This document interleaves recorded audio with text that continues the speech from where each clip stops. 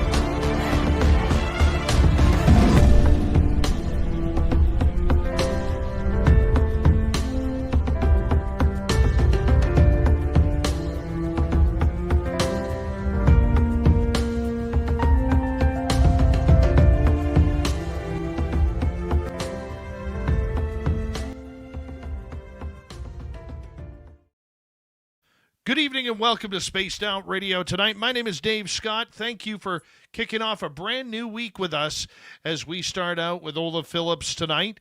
And he is just running a little bit late, but he will be here, I promise you. Dirty Filth is here with another crazy cartoon, and the best part about this week kicking it off is we have each and every one of you, including Race Fan back in the gold medal position, Tim Mothman in his goatee with a silver, Kitty Caddywhack taking home a bronze medal tonight, and David Norberg, how are you? Robert Lamoth, Paul Shreves, how's it going? Creepy Pasta, good to have you here. T-Bone, my man, thank you for coming on in. Amanda, how are you this evening? Good to see you as we continue on with our roll call. We have Mel WD-40 here lubing us up for tonight's show because you can't talk aliens, UFOs, and all the secret stuff without being nice and lubed. So, Mel, thank you for doing your job just ever so perfectly. Mama Catherine is here. Mwah, I love you, Mama Catherine. Mama Catherine will be signing autographs after the show. Line up to the left of the studio, if you don't mind. To the left of the studio. Scrolling on down as we continue on. Bar Madison, how are you? Little Cam on YouTube literally cycled. You're not going to believe this. 184 miles in an hour and 23 minutes. Guy was cruising, and that was uphill, too. Uphill. He was cruising. Tim James, little Timmy James in the chat room. How are you? He's in studio as well. And who's next? Flubber Lane, nice to have you here. And Fast Hemi, what's going on? How are you? As we continue on with our roll call tonight.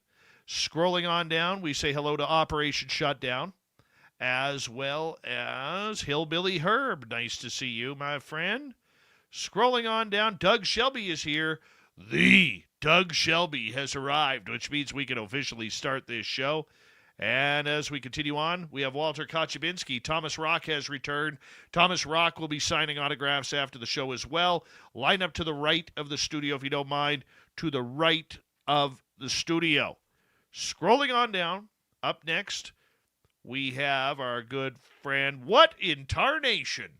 What in tarnation is going on here? I love that name. Number 35 in your program, starting in goal tonight from Stockholm, Sweden, Lars Jansson. J. True Seeker, good to see you. Lee the Bee, thanks for coming on in. Hi there, Phil the Stalker and Wee Runa. Nice to have you both here as we continue on with our roll call tonight. Matthew Gutka, thank you for coming on in. Jerence Carter, good to see you. Algaray over on Twitch, 750 push-ups, 2.38 minutes. You know how fast he was going? Wow.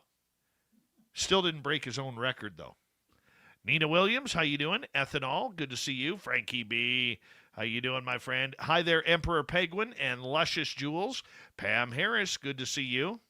As we continue on with our roll call here, who's next? Digger Dog, always a pleasure to have you here. And scrolling on down, I'm Hardcore over on X. Bob Thorson, how you doing? As we continue on with our roll call.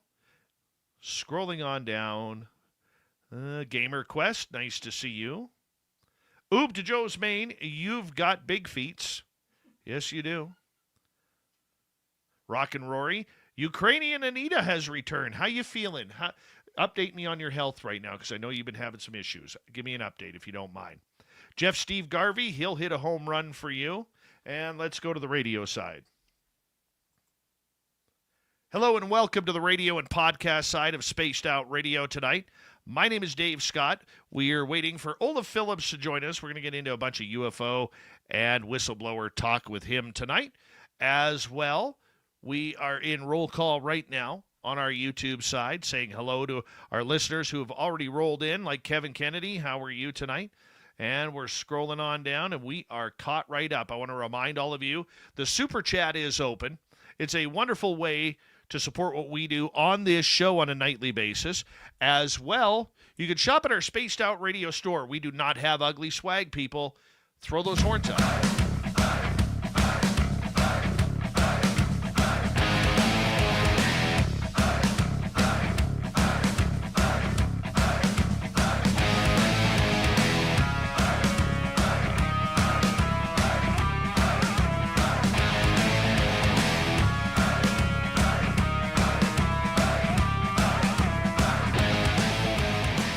From the mountains of central British Columbia to you listening around the world, this, my friends, is Spaced Out Radio. I am your host, Dave Scott, sitting in the captain's chair of SOR headquarters.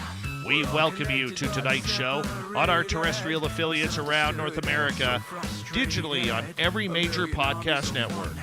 Our website, spacedoutradio.com, we have a plethora of features for you. Rock out to Bumblefoot, read the news wire, check out our swag as well. You can follow us on X at Spaced Out Radio, Instagram at Spaced Out Radio Show, and on Patreon in the Space Travelers Club. Tonight's show is brought to you by Chive Charities.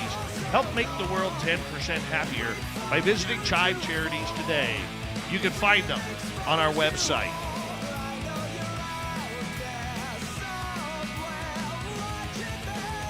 We have an amazing show coming up for you tonight. We're going to get into UFOs. We're going to get into some big feats. We're going to get into a lot of really cool stories. We are waiting Olav Phillips. He's a little late getting home from work, but we will have him here in just a little bit. Then in hour number 3, Swamp Dweller will join us with another creepy story, followed up by Tim James and the UFO Report. Now, the last time you guys heard me speak about this, we were heading into the forest to go look for Bigfoot. Yeah, we went back to our area that we call Flight 21. And Tim and I went in there on Saturday. We got there at about 7 o'clock. A little bit later than we wanted, but nonetheless, we got there. It was still quite bright out, and we set up the lawn chairs and just kind of hung out. A couple of things happened, though, which we'll probably go over later in hour 3 when Tim is on the air with us. But it was an interesting time being there. And so what we're going to do is we filmed everything. Now, this isn't pro camera. This isn't, we're doing this very amateurish, I should say. And literally, we are hanging on out in this place, filming everything. We are literally filming everything while you are sitting there hanging out at home. We're out in the forest doing our thing. So did we have anything happen? Yeah, we had a few things happen. And I'm telling you, it is going to be good. So what we're going to be doing, just for everybody to know, on radio or on our YouTube side or wherever you may be listening to this, is we are going to be putting on video absolutely everything that we can on our YouTube channel. So that way you guys can follow up with us what we plan on doing and what we are doing through every investigation that we do. Now, you got to realize Tim and I are not researchers. Far from it. We're going to try our best to try and get things out there. We're going to try our best to do it. But our first video that we did, it will hopefully be published on our YouTube channel in a couple of days. So what did we do? Well, we took you along the journey in getting there from the very thin goat path that we have to drive through in order to get to the location, and then the big gully we have to drive through, and then up to the crash site. And then we take you on a tour of all the locations where weird things have happened. Now, I'm very flattered by this, and I know it's not going to look pro. It's not going to look very edited, because we're not those people. We're not those people at all. But it's about taking you on an adventure for everything that we have experienced over the last little bit. The last few years has been pretty intense in that location, especially with Samantha and Merle. And we are just trying to put it on tape. So in show number 1 that will be released, you will be able to see the trail driving in, the gully we have to get through and then turn around. And then we're going to stop at all the other little areas around there just to kind of give you a bird's eye view of what we are going through instead of trying to explain it all by voice. So every week we're going to put out a video of what we investigated.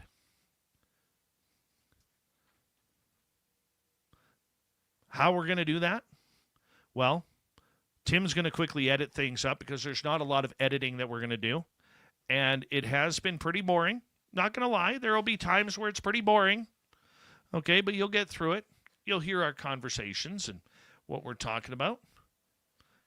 And we're going to get Tim in here to join us here momentarily because, you know what? It just kind of sucks talking about this one-on-one here. Yeah. So he's just setting up his gear, because he's smart that way.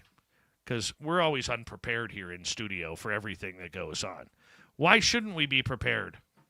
I mean, damn it, why would we be ready for a radio show? Let's bring Tim in here. So we just heard from Olav Phillips. He's going to be a little bit. Mm-hmm. So we might as well bring Tim in to have a little bit of a conversation. How you doing, buddy? I'm doing good, and you? I am good. I was just kind of going over everything over the weekend. Yeah. With Flight 21, and how hard was it to hold the camera steady while we were going over through that goat path to get there?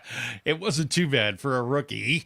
No, we did pretty good actually. I was had the old 2-hand going, had the thumb as the stabilizer because I have no gimbal.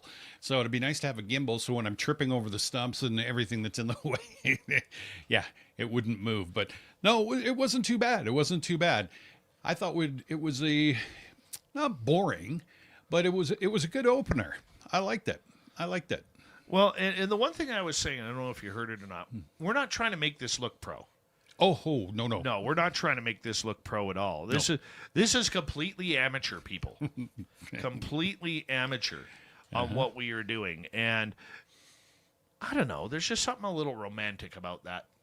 I think so it doesn't look staged and presented. Yeah. I mean, we're going to do the best we can to keep it as tidy as we can, but yeah, definitely no production aspect to it, and it's just going to be us out there doing our thing, and later on I'm sure Dave will be bringing in some other people. But yeah, I think it's going to turn out well. I think it did turn out well.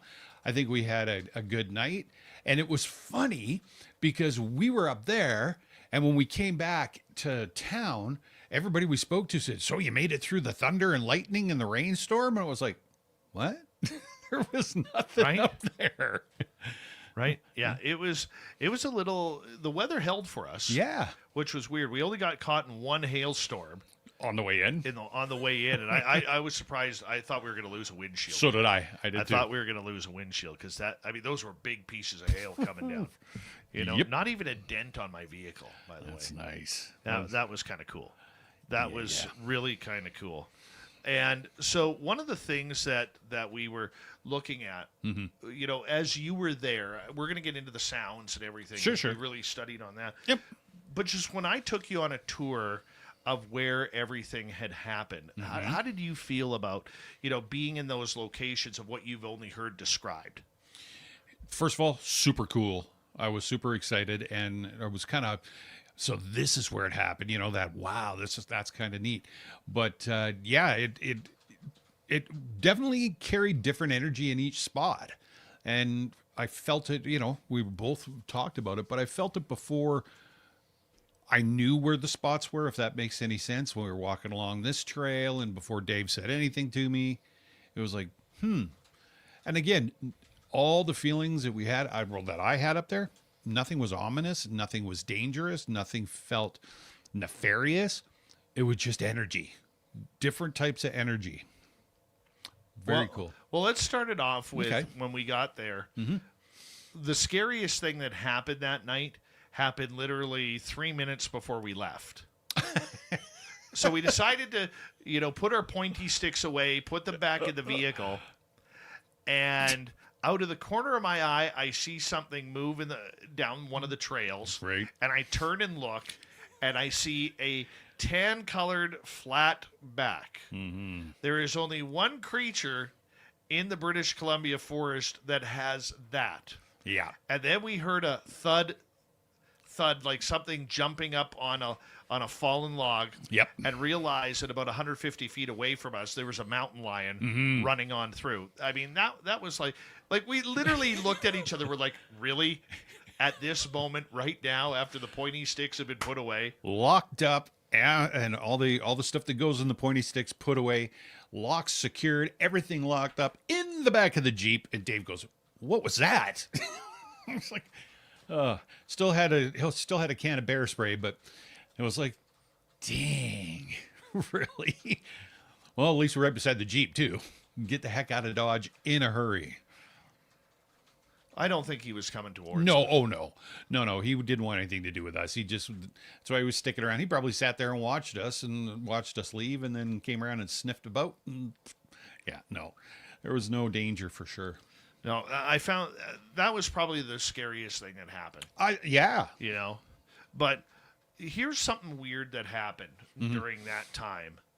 Okay, and that was in 2020. I'm going to take the long version here. Mm-hmm. In 2020, we put up a gifting site in that area. And Mark's daughter, Katie, on a dead log that had fallen and was rotten out, put a 1965 nickel That's right. on it just to see what would happen. It was probably about 12 feet away from our gifting site, 10, 12 feet. We went back 2 weeks later, or the week later, the nickel was gone. The following week, a new nickel appeared on top of one of our toys. Now, in trying to go through the process of elimination, because everybody says, when you believe in the woo, that's all it's automatically something. Yeah. I'm not like that, okay? I try and define and decipher, could there be human interaction here? Yeah. Where that nickel was placed on top of a round toy in 2020 doesn't make sense. It doesn't make sense at all that somebody would all of a sudden pull a nickel out of their pocket and put it on top of a round toy sticking out of a tree. Yeah. Doesn't make sense. Nope. Science Bob's the one who pointed that out. So in 2024, when we went there and we found a staff leaning against a tree, about an 8-foot staff, right back in the same area, same tree, where in 2018, Merle was literally scared out of the forest by something big behind him in the trees, huffing and puffing and shaking tree branches in order to intimidate him. There was this staff there in 2024. And we had just gone through a torrential rainstorm, and that staff was bone dry. And you saw the area. That staff should not have been dry from any sort of rain. Not a chance. No, there's no coverage there. No, not at all. The tree's way too tall. Exactly. So we go back when that staff was there. We took the staff and we replaced the staff with a gift, Right. which was a Canadian $1 coin, which we call a loonie. I went back there a couple weeks after we were out there in 2024. The loonie was still there. Fast forward to this past Saturday. The loonie was gone. And there was another coin that had replaced it. And that was a Canadian dime. Now, a lot of people will say, well, maybe it was somebody just picking up the loonie and putting something there. That's not going to happen in the middle of the forest. No.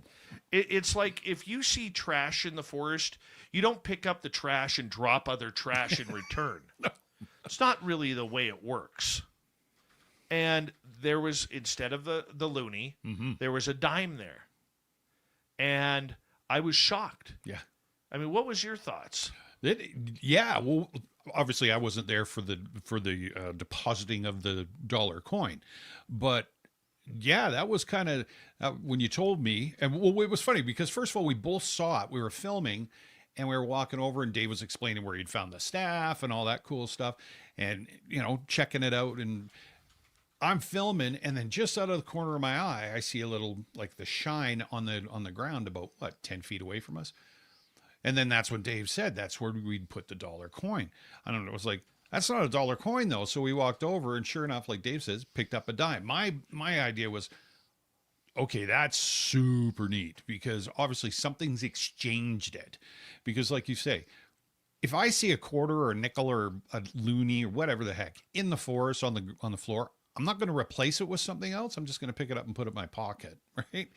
That would be the normal thing to do. So unless somebody's messing about, but I highly doubt it. So my thoughts are, yeah, with the experiences that you and Merle and Samantha have had up there, it would not surprise me in the least if that was a swap gift from Sasquatch or something else, for sure. And I'll be honest with you, that's what I think it is. I'm trying to make sense of it. The creatures that would take something shiny up there would be the pack rats. Yeah. Crow, raven. Yeah. What else? And you're going to if you see a monetary value in the forest, you're not just going to drop another coin right there beside a tree. No. You're not going to do that. You're not replacing it. This isn't a geocaching game. Yeah, exactly. And it wouldn't make sense. And we're going to get our detractors on that. Of course, sure. We are. That's okay. But go look at the film. All right? Go look at the film once it's up. Yeah. And you're going to be putting the films up when? Hopefully Wednesday I'm really hoping Wednesday. Yeah, I've got some other stuff on, but I think I can manage it for Wednesday. So we should be on before this show airs at 9 p.m. Pacific. Right. And we're going to get into that in a second, but I'm still blown away by the coin, dude. Yeah, well, did you tell them the rest of it, though? Go ahead. So we picked up the dime, and Dave was like, this is so weird, and blah, blah, blah. We did that. But then we replaced the dime with a quarter. So, and the Canadian quarter has the Queen's head on one side and an elk on the other.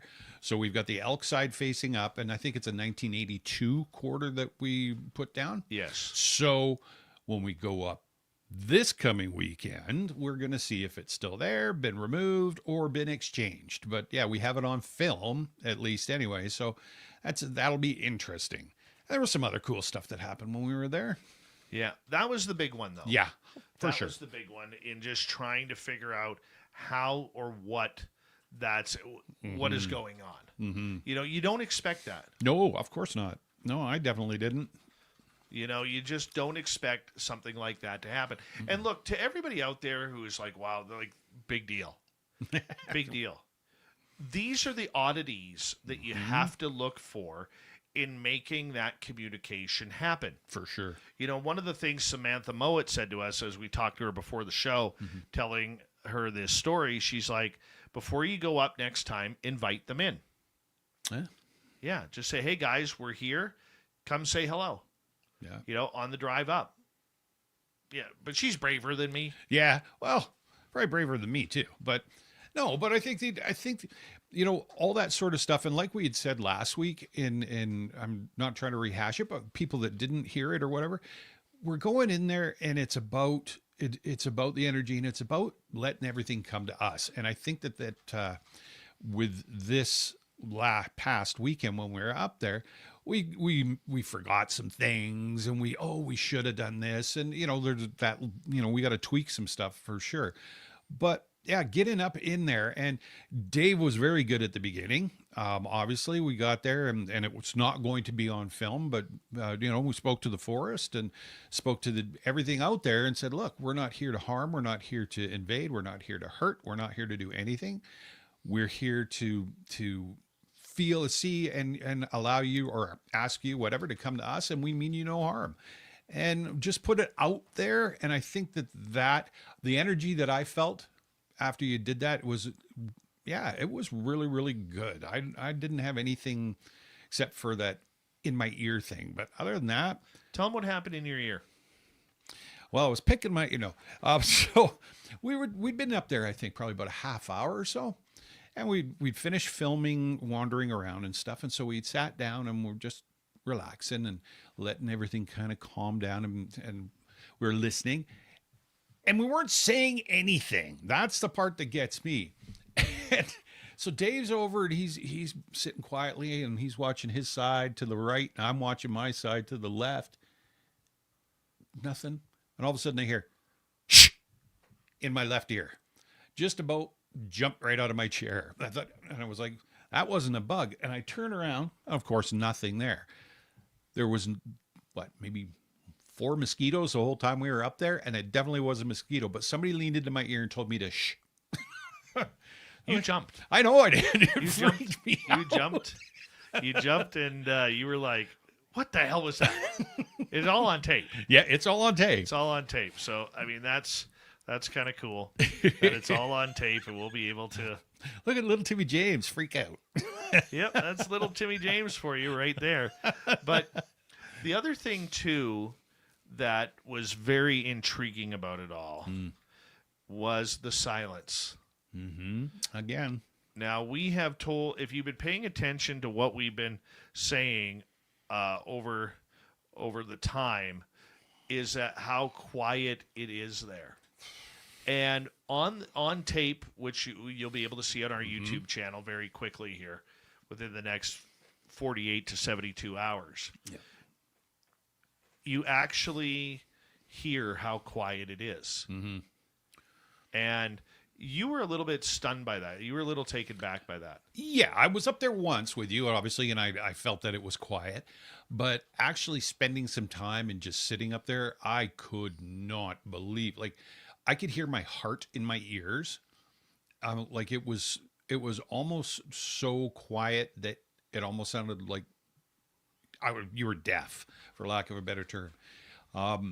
Nothing, absolutely nothing up in there. And the wind came in at the end there, coming from every single direction. But other than that, when everything was calm, it was dead calm. I don't even know how to describe it. I really don't. No birds. Nope, nothing. There was no squirrels, no chipmunks. Silence. Yeah, that's it. Yeah. And I think we may have heard a raven, like way off in the distance at one point, but that was about it. Like, nothing, you get the little rodents and stuff, and you get field mice up in there, and it was that time of night, right? So they usually start ripping around, and they're, going and foraging. Nothing. Like Absolutely. Like the mountain lion. Yeah. Well, he showed up just. Right. It's like, oh, hey, how are you? Good timing. Yeah. But the other thing is, we only got about 30 seconds to go, was that we both got goosebumps in that one area. Mm-hmm. And we'll go over that when we return. But the silence was deafening. Oh, yeah. And to the point when your tinnitus sounds more loud than the noise outside, you're in a quiet area. Mm-hmm. So it is very, very interesting. We're going to get back. We're going to try and get a hold of Olav Phillips. We're struggling to get a hold of him right now. We think he had to work a little bit late because he said earlier he was going to be here, and he's usually good for that. So we're going to get to him and reach out to him during the break. If not, Tim and I will continue. We got lots to talk about anyways, right here on Spaced Out Radio. Stay tuned, everybody.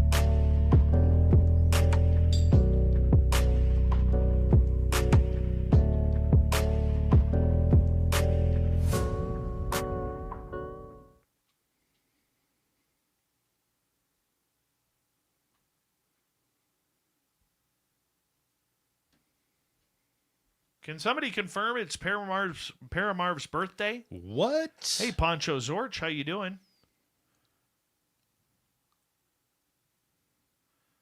Tomorrow's Tessa Marie's daughter's birthday. Oh, man. Newcomer Tyler's birthday on the 22nd. He shares the birthday with my dad. Uh-huh. My birthday on Saturday. Yeah. Let us know. Is it Paramarv's birthday? Hi, Eva. I know, open the Eva. window.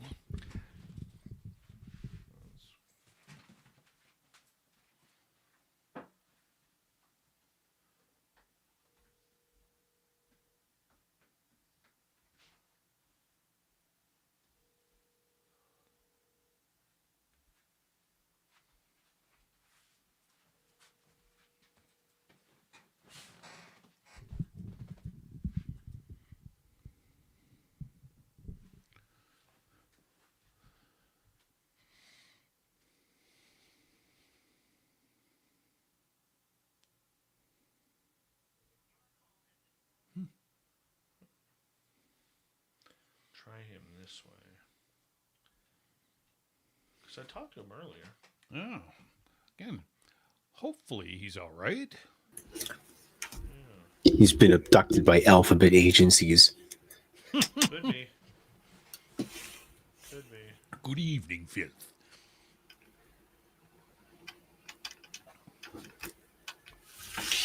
Like, I literally talked to him, like, this afternoon. I always get worried when that happens, man. I'm kidding. Because Olav's not the kind of guy who would pull the shoot on a show. Mm-hmm.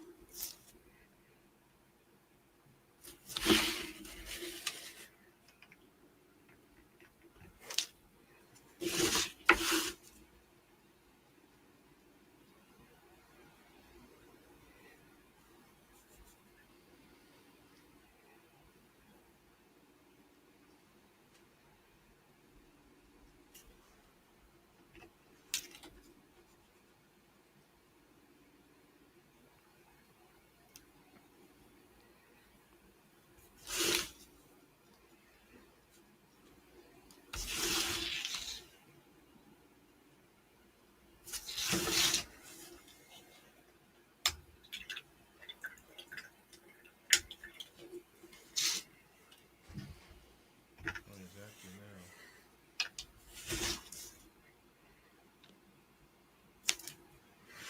Come on, brother. He didn't fall asleep. Yeah. That's been known to happen. Never happened to me before. Yeah, it's happened, I think, 3 times with you. 3 times. One, you forgot it was a long weekend. That's right.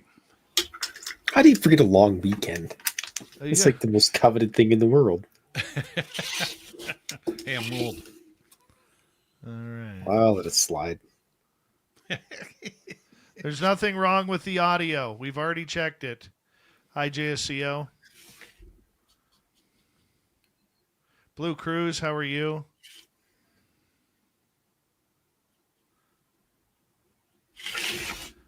All right. Paramarv's birthday isn't until tomorrow, so I'm not singing happy birthday to him. Nope. You're not getting 2 in a row, buddy. Yeah, you don't get it 2 in a row. Not the way this works around here. That's right. When you go to Denny's for 2 free breakfasts? I don't think so. Uh-huh.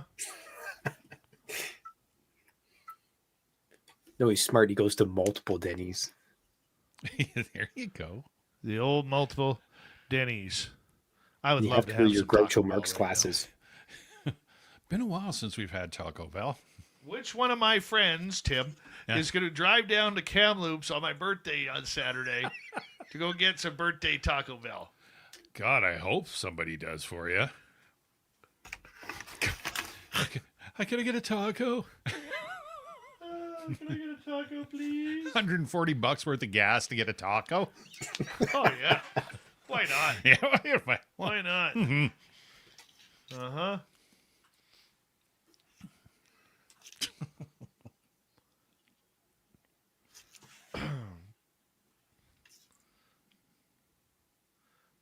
We got like 30 seconds. Thank you to T-Bone for the lone super chat tonight. Really appreciate the love and support. And Ozzy, how are you, my friend? Don't forget to shop at our Spaced Out Radio store. Why, Tim? Because we do not have any ugly swag. No ugly swag, people. None whatsoever. So make sure you check it on out.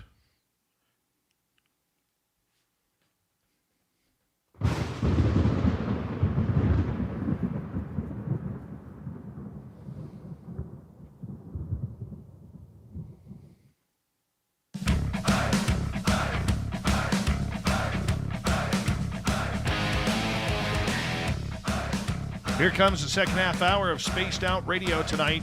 Good to have you with us. My name is Dave Scott. We appreciate you tuning us on in wherever you are on this beautiful planet we call Earth. Reminder to all of you that if you missed portions of this show or others, our archives are always free on YouTube or any major podcast network. Our website, spacedoutradio.com, we have a plethora of features for you. Rock out to Bumblefoot, read the Newswire. Check out our swag as well. Follow us on X at Spaced Out Radio, Instagram at Spaced Out Radio Show, and on Patreon in the Space Travelers Club. We are still efforting to get a hold of Olaf Phillips. I think he probably took a bath. Yeah. Probably took a bath. Fell asleep, a little anonymous scurry in the background just to relax the mood. Candles. Little candles, the scented candle kind. Ooh. There was definitely a bath bomb of strawberry flavor. Maybe add a little peppermint in there, too. Oh, very nice. Yeah, he's a romantic kind of guy, right? So we're waiting on him to come in. We're trying to get a hold of him, but filling in for right now, we got Tim James. We were just going over the report that we had from the weekend where we went out to Flight 21 and started our 2 to 3 year investigation of what is going on and what is truly happening in the forests of British Columbia. Right before the break, we were talking about the silence of everything. It's deafening. It really is deafening with everything that's kind of going on. Yeah. And I find it very interesting how there is nothing flying. You've been an outdoorsman a long time. You've been a hunter for years. You've been a hiker and a camper for years. How rare is it to be in a spot that there is nothing happening? Okay, so to put it in perspective, I would say that it does happen. I've experienced it, but not for infinite amount of time. I've sat in spots where, there's stuff moving around and birds are chirping, and then it goes dead quiet. But that's for a very short time. I don't think I have ever experienced, and I've experienced it twice now, being in an area that completely remains silent. That gives you the heebie-jeebies. But yeah, it's different. It doesn't make any sense to me yet. But yeah, I would say no. This is my first 2 experiences where I could sit there and there's nothing for the whole time that I'm there. So very, very different for sure. Yeah, I find it very difficult to understand and to try and, put 2 and 2 together to figure out what it truly is going on for that. I mean, when you're sitting there in the middle of nowhere, you expect to hear wildlife.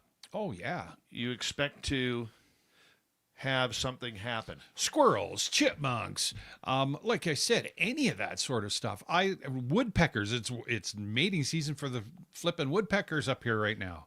So yeah, exactly. Not even a wood pecking. Not even pecking going on in there. No, nothing at all. It's just, like I say, and you put it perfectly last week, the little alarms of the forest are the chipmunks and the squirrels. And it's perfect. It's absolute perfect squirrel habitat and nothing.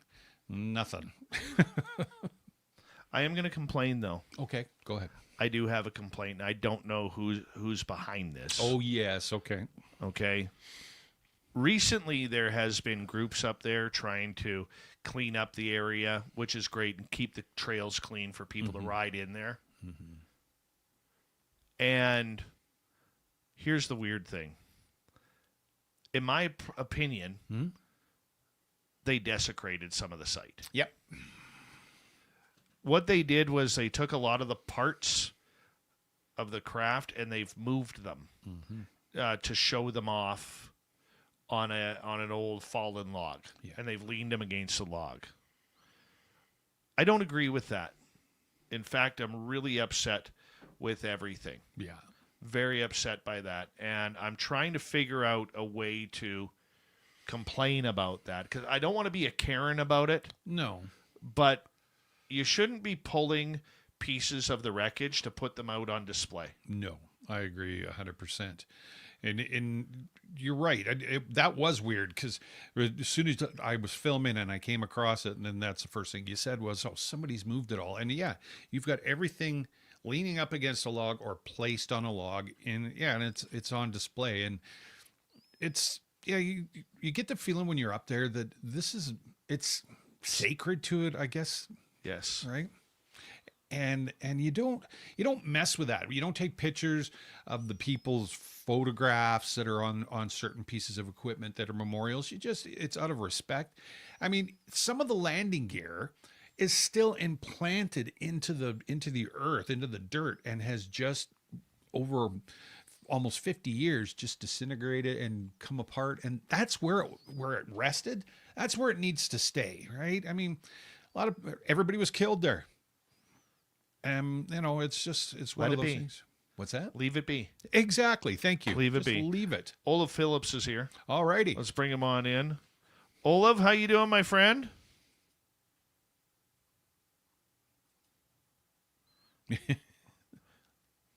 We cannot hear you, Olav. Try that one. I believe your microphone is muted, Olav. We're not off to a hot start tonight. Well, that's okay. That's okay. We'll get her all figured out for sure. We're just having some technical issues with Olav here, trying to bring him in. Mm-hmm. Definitely. And Olav, you've got two profiles up, and one shows you on mute. I could see you, but I cannot hear you. Okay, can you hear me now? We got you. I killed the other one.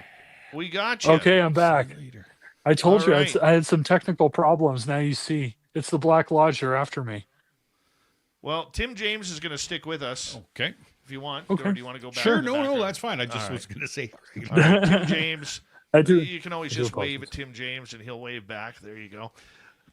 Olav, I want Yes. to talk to you, and thank you for coming on in. Olav Phillips is one of our special guests that comes on every couple of months to talk about weird, strange stuff. And he has literally been there, done it. He produces books. He's the publisher for Alan Greenfield's The Secret Cipher of the UFO Knots. He has done a lot over time when it comes to this subject in podcast and media form.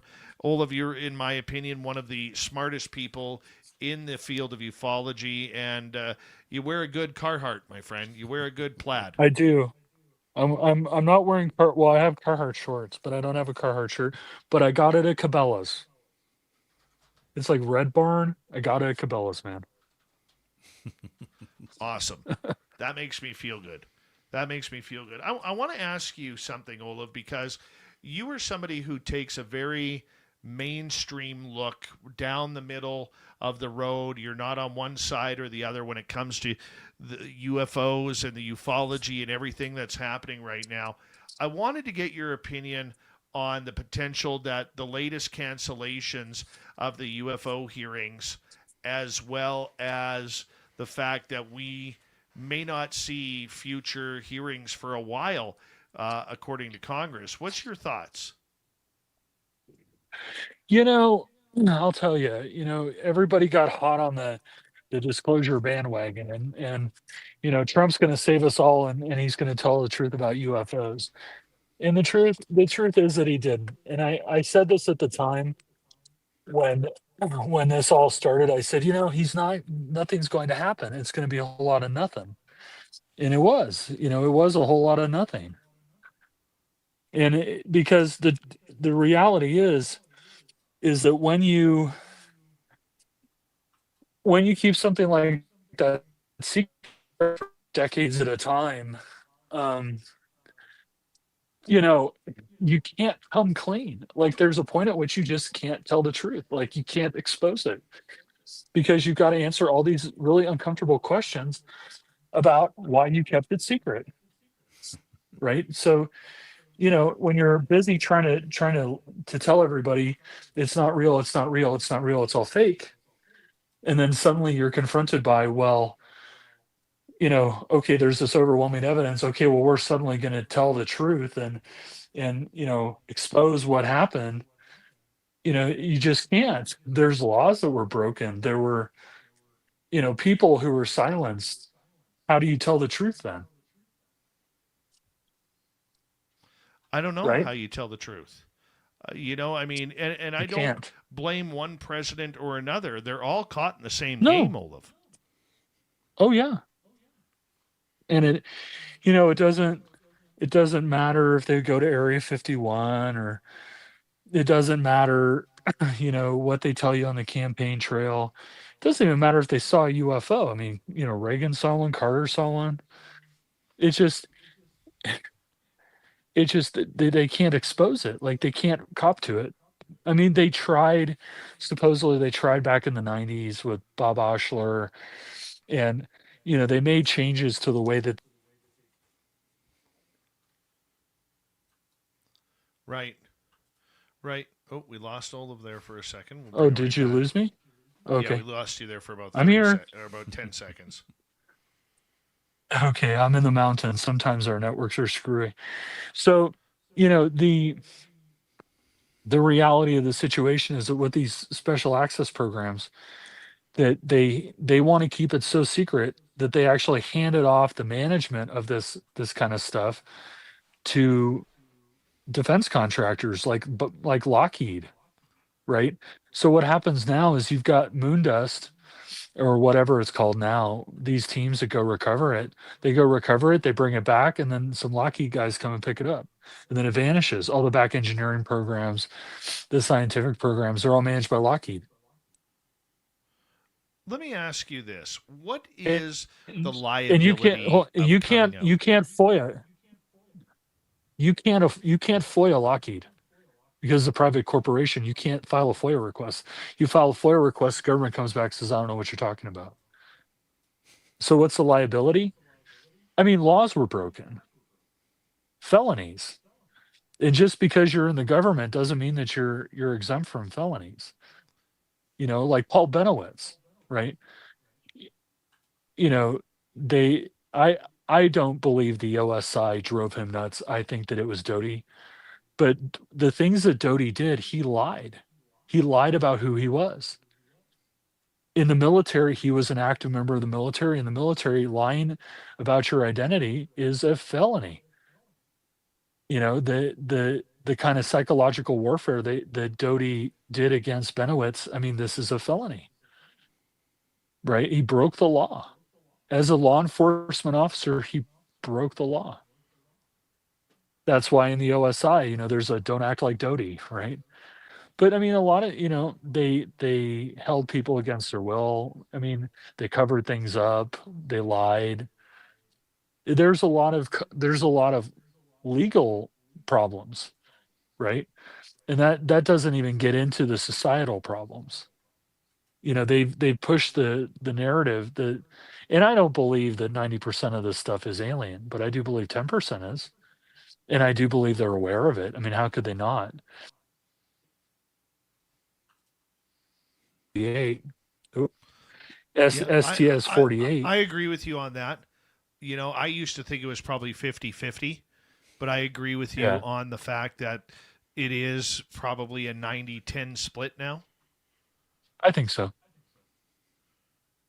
There might be a lot of people out there who highly disagree with that, Olaf, because of what they've experienced. Well, sure, because there's a difference between looking at the phenomenon objectively in its totality, right? Versus looking at the experience that you had. I watched 14 lights dogfight in the sky for 3 hours. They were performing high G turns that no human could survive. I don't know what those things were. To me, they're probably alien, right? But at the same time, I went to ESETI and I saw plenty of aircraft that were built by Lockheed. You have to not limit it to the experience you've had, which you should remember your experience and celebrate your experience, positive or negative. Hey, you had an experience that most people don't have. But at the same time, if you're investigating UFOs, if you're just an experiencer and you experience something and that's what you focus on, that's okay because you experienced it. It's real, you know? But if you're a researcher and you look at the totality of it, then you can explain a lot of this stuff away with exotic aircraft, thermals, all kinds of stuff, you know? So I think you have to see it in its totality. Hang on a second. Let me take Tristan. Out of Sorry, my curiosity. son was leaving. Yeah. Well, that's okay. Out of curiosity, then, who is calling the shots? If anybody would know who's calling the shots, it's you. That's a hard question because calling what shots? That's the problem. If you're talking about back engineering programs and the vehicles themselves, that's going to be the Air Force, right? Because that's their domain. I mean, it could be the Space Force now, but it's the Air Force, right? They're the ones with the Foreign Technology Division. They're the one with the scientists. They're the ones who are responsible for the safety of our airspace, whether it's the Canadian Air Force, the American Air Force, the French Air Force, the German Air Force, the English Air Force, the RAF, whoever, the Luftwaffe, whoever it is, they are the ones that are equipped to deal with it. If you have something flying in the air at high altitude that is potentially moving in and out of the atmosphere, the Army is not going to handle it. The Army may go pick it up, but that's actually not who Moondust was. The Moondust was, well, it was combined, but sometimes the Army picks them up, sometimes it's the Air Force. It kind of depends. But the vehicles themselves, that would be the Air Force. The digital remnants, the digital artifacts are like the NRO, the National Reconnaissance Office, because they run the satellites. They run the spy satellites. So when you watch STS-48 and you watch this thing flying around, the satellite that came from, right, that's NRO. What I think it is ultimately, though, is that I think it's something that's called a special working group. And this isn't what you saw with the guy, Travis, I forget his name. He's on the Skinwalker, Travis Taylor. That's just window dressing. That's not the real deal. The real deal of who would control this kind of stuff would be a special working group buried deep inside the Pentagon. That's who would control it. 5 guys, 10 guys in a room, coordinating and orchestrating, because they have to secure that footage. Let's say that you caught it coming inbound on a DSP satellite. DSP satellites are used to detect nuclear weapons being launched against NATO, basically, right? And so you see it coming inbound from the DSP satellite. DSP satellite picks it up. That's the NRO. It comes in closer. Okay, it's going to show up on NORAD. NORAD's going to see it. So now you're talking about, the command and control for the entire Canadian and U.S. military. It's coordinated through NORAD because it's North American, right? So there are Canadian officers and enlisted. There's American officers and enlisted. So you've got NORAD, which is its own thing. And then if you're going to scramble a fighter to go find it, that's Air Force. If it crashes, it's most likely Air Force Special Operations goes and picks it up, right? And then you pick it up, and now you've got to deal with it. Dealing with it is half the problem. So now you have to orchestrate sending some kind of I would assume it would be Lockheed, right? Because they run Area 51. So you've got to coordinate Lockheed's sending whatever kind of spooky operation guys that they've got to go pick it up and move it to somewhere, whether it's Palmdale or wherever they want to put it, right? It could be, I forget the name of that weird special test site that the Canadians have. It's a lake. It's like Moose Jaw or something. I forget. But maybe they take it there Cold because Lake. it's on the Cold Lake. Maybe it's they take it there because it's in the middle of nowhere, right? Because my belief is that this is a integrated NATO thing, but especially if it happens over the North American airspace, that there is no separation between Canadian and American operations, that they will move it wherever they need to move it to secure it. And we have all kinds of special pacts with Canada. And so I could see them calling the right guy in the Canadian Ministry of Defense, say, okay, we've got to move something to Cold Lake. We need a hangar. And somebody on the other end in Canada says, okay, we want to put it up there because we don't want it to be seen. Or maybe they take it to Dugway and they call the right guy at the Army to give them a hangar out at Dugway somewhere. But there needs to be coordination because it's going to be Lockheed. So Lockheed's got to be able to get their people in and out and to move a large object in there quietly. So I think that would be something like a special working group. Do you end up thinking that this subject is all about the technology? It has nothing to do with aliens, nothing to do with humanity. It's about keeping the technology hidden. You mean if it's alien or if it's a human? Either or. I would assume it would be either or. Well, no, because they have different ramifications, right? If it's human, it's absolutely about the technology, right? If it's alien, you've got competing interests, right? Because it's like, well, it depends on how you look at it. If it's alien, are they our space brothers and sisters coming to save humanity from itself and all this other stuff? I think at the end of the day, and I've always maintained that the UFOs that come here that are legitimately alien, they have some interest in this planet, and it's probably scientific in nature, or it's resources or something. I think it's probably scientific in nature.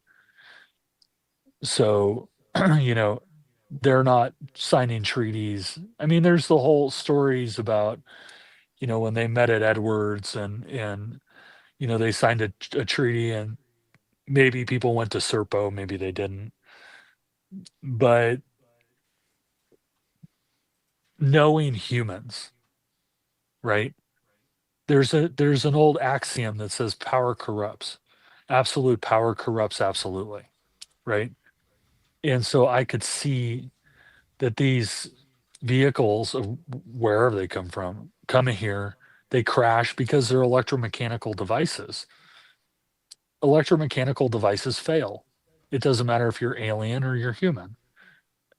They have mechanical failures. And so it crashes. And so we recover it. The minute we recover it, it's all about the technology. It's all about how can we weaponize it, right? All technological innovation, I maintain that all technological innovation either comes from warfare, sex, or power. You look at the VHS tape, originally developed by the military, then it was used, for sexual purposes, and then it's become a tool of power. Oh, and by the way, you used to be able to go to Blockbuster to watch Close Encounters of the Third Kind. The internet was developed for, a decentralized command and control facility for nuclear weapons and sustaining communications between the silos. Eventually, it became the internet to us, and it was heavily monetized by the porn industry. And then eventually it became about controlling information. So all technological innovation starts usually with warfare. So if a UFO crash lands, if we get the occupants alive or dead, it's about Hold that warfare. thought, Olaf. We're going to go to break here at the top of the hour. Olav Phillips, by strangers in the UFO world. Coming up next on Spaced Out Radio. This is Spaced Out Radio with host Dave Scott. So many technical problems, so little time. I hear you. We're going to turn it over to Dirty Filth here for a few minutes. Mike Bothwell, how you doing? On your way, Dirty. Yeah. Look at that. Everybody's going out for milkshakes and cigarettes and probably a ginger ale or something. Hello, Sir Bothwell. Look at, we've got a Sasquatch munching on Saskatoon berry pie that he stole off Grandma's windowsill. I can actually the pie a little bit. A little extra on there real quick. Look at that. Perfect. Because that's what Sasquatch does. He steals Saskatoon berry pies off Grandma's windowsill. Put it in the center there. It's bugging me. There we are. Hello, Fast Hemi. Yes, Saskatoon berries are the best. It also makes the best jam. Katie Caddywhack, absolutely love your appreciation for my cartoons. Hold on, let me screw this thing here a little bit. Oh, there we go. Yeah, you can see a little bit better now. It's just covered in it. But that's how the eat a Saskatoon berry pie. It has to be all over the place. It actually looks better in person instead of over the internet. Hello, lovely Julie. I hope you're having a great night.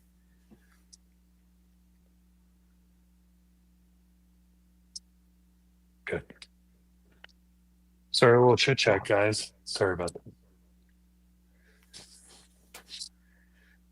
Olav, are you out feeding the dog man too? No, I already fed the dog. It's my mother's birthday.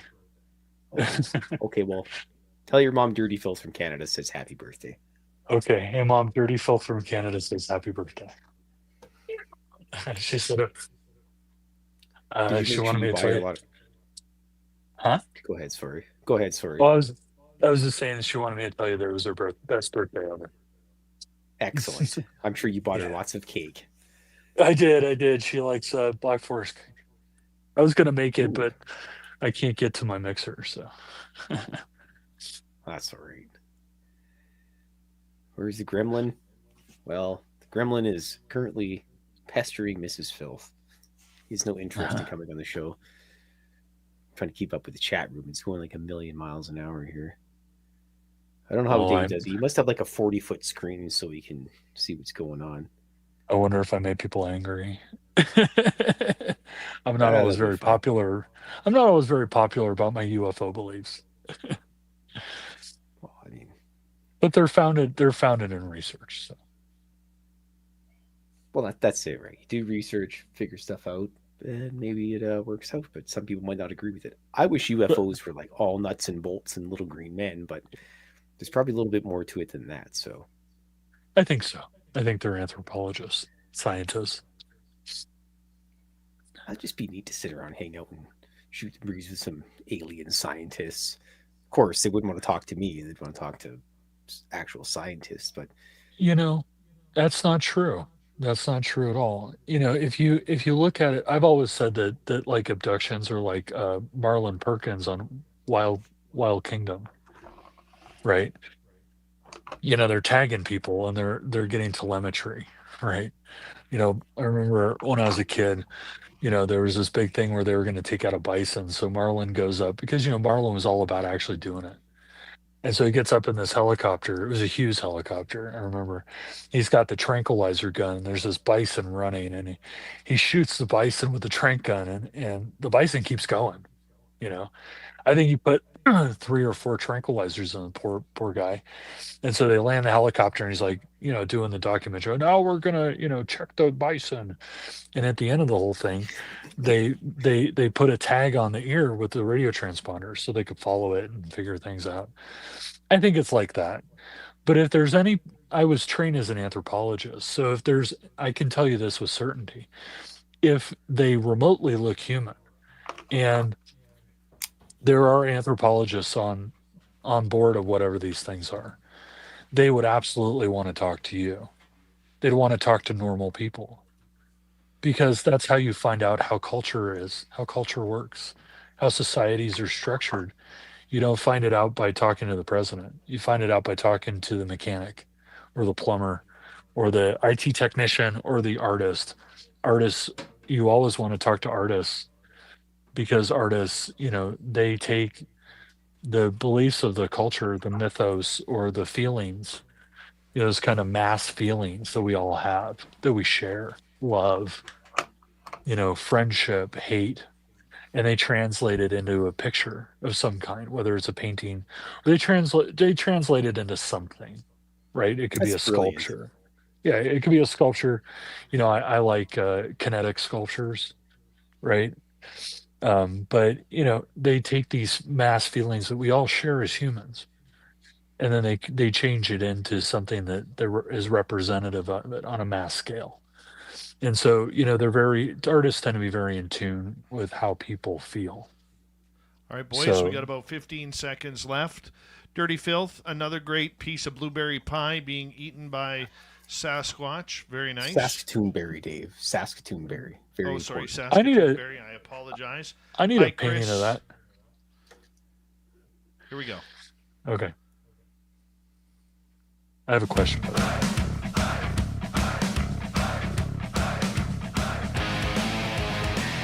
Here comes hour number 2 of Spaced Out Radio tonight. Good to have you with us.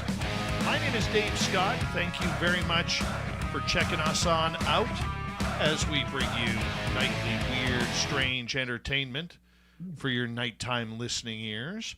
Hey, I want to say hello to everyone listening in on our terrestrial affiliates around North America, digitally on every major podcast network. Our website, spacedoutradio.com, we have a plethora of features for you. Rock out to Bumblefoot, read the news wire, check out our swag as well. Follow us on X at Spaced Out Radio, Instagram at Spaced Out Radio Show, and on Patreon in the Space Travelers Club.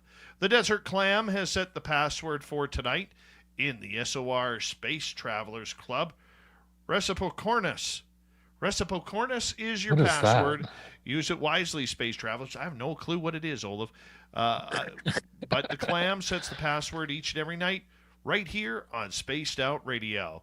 We got Olav Phillips here hanging on out, talking all things UFO. Who's really in control of this weird, wacky story that we call ufology? Olav, thank you so much for being here tonight. Oh, absolute pleasure. I'm sorry I was a little bit late, but I absolutely love the audience and the questions and you and Spaced Out Radio. So, I'll always come. I mean, it's my mom's birthday and I'm here. Oh, we appreciate that. Happy birthday Yeah. to your mother. I will tell her it was the best birthday ever, apparently. I got her the Awesome. right Black Forest cake. Oh, I Hey, love I have that. I have a question before we get back into this nutty stuff.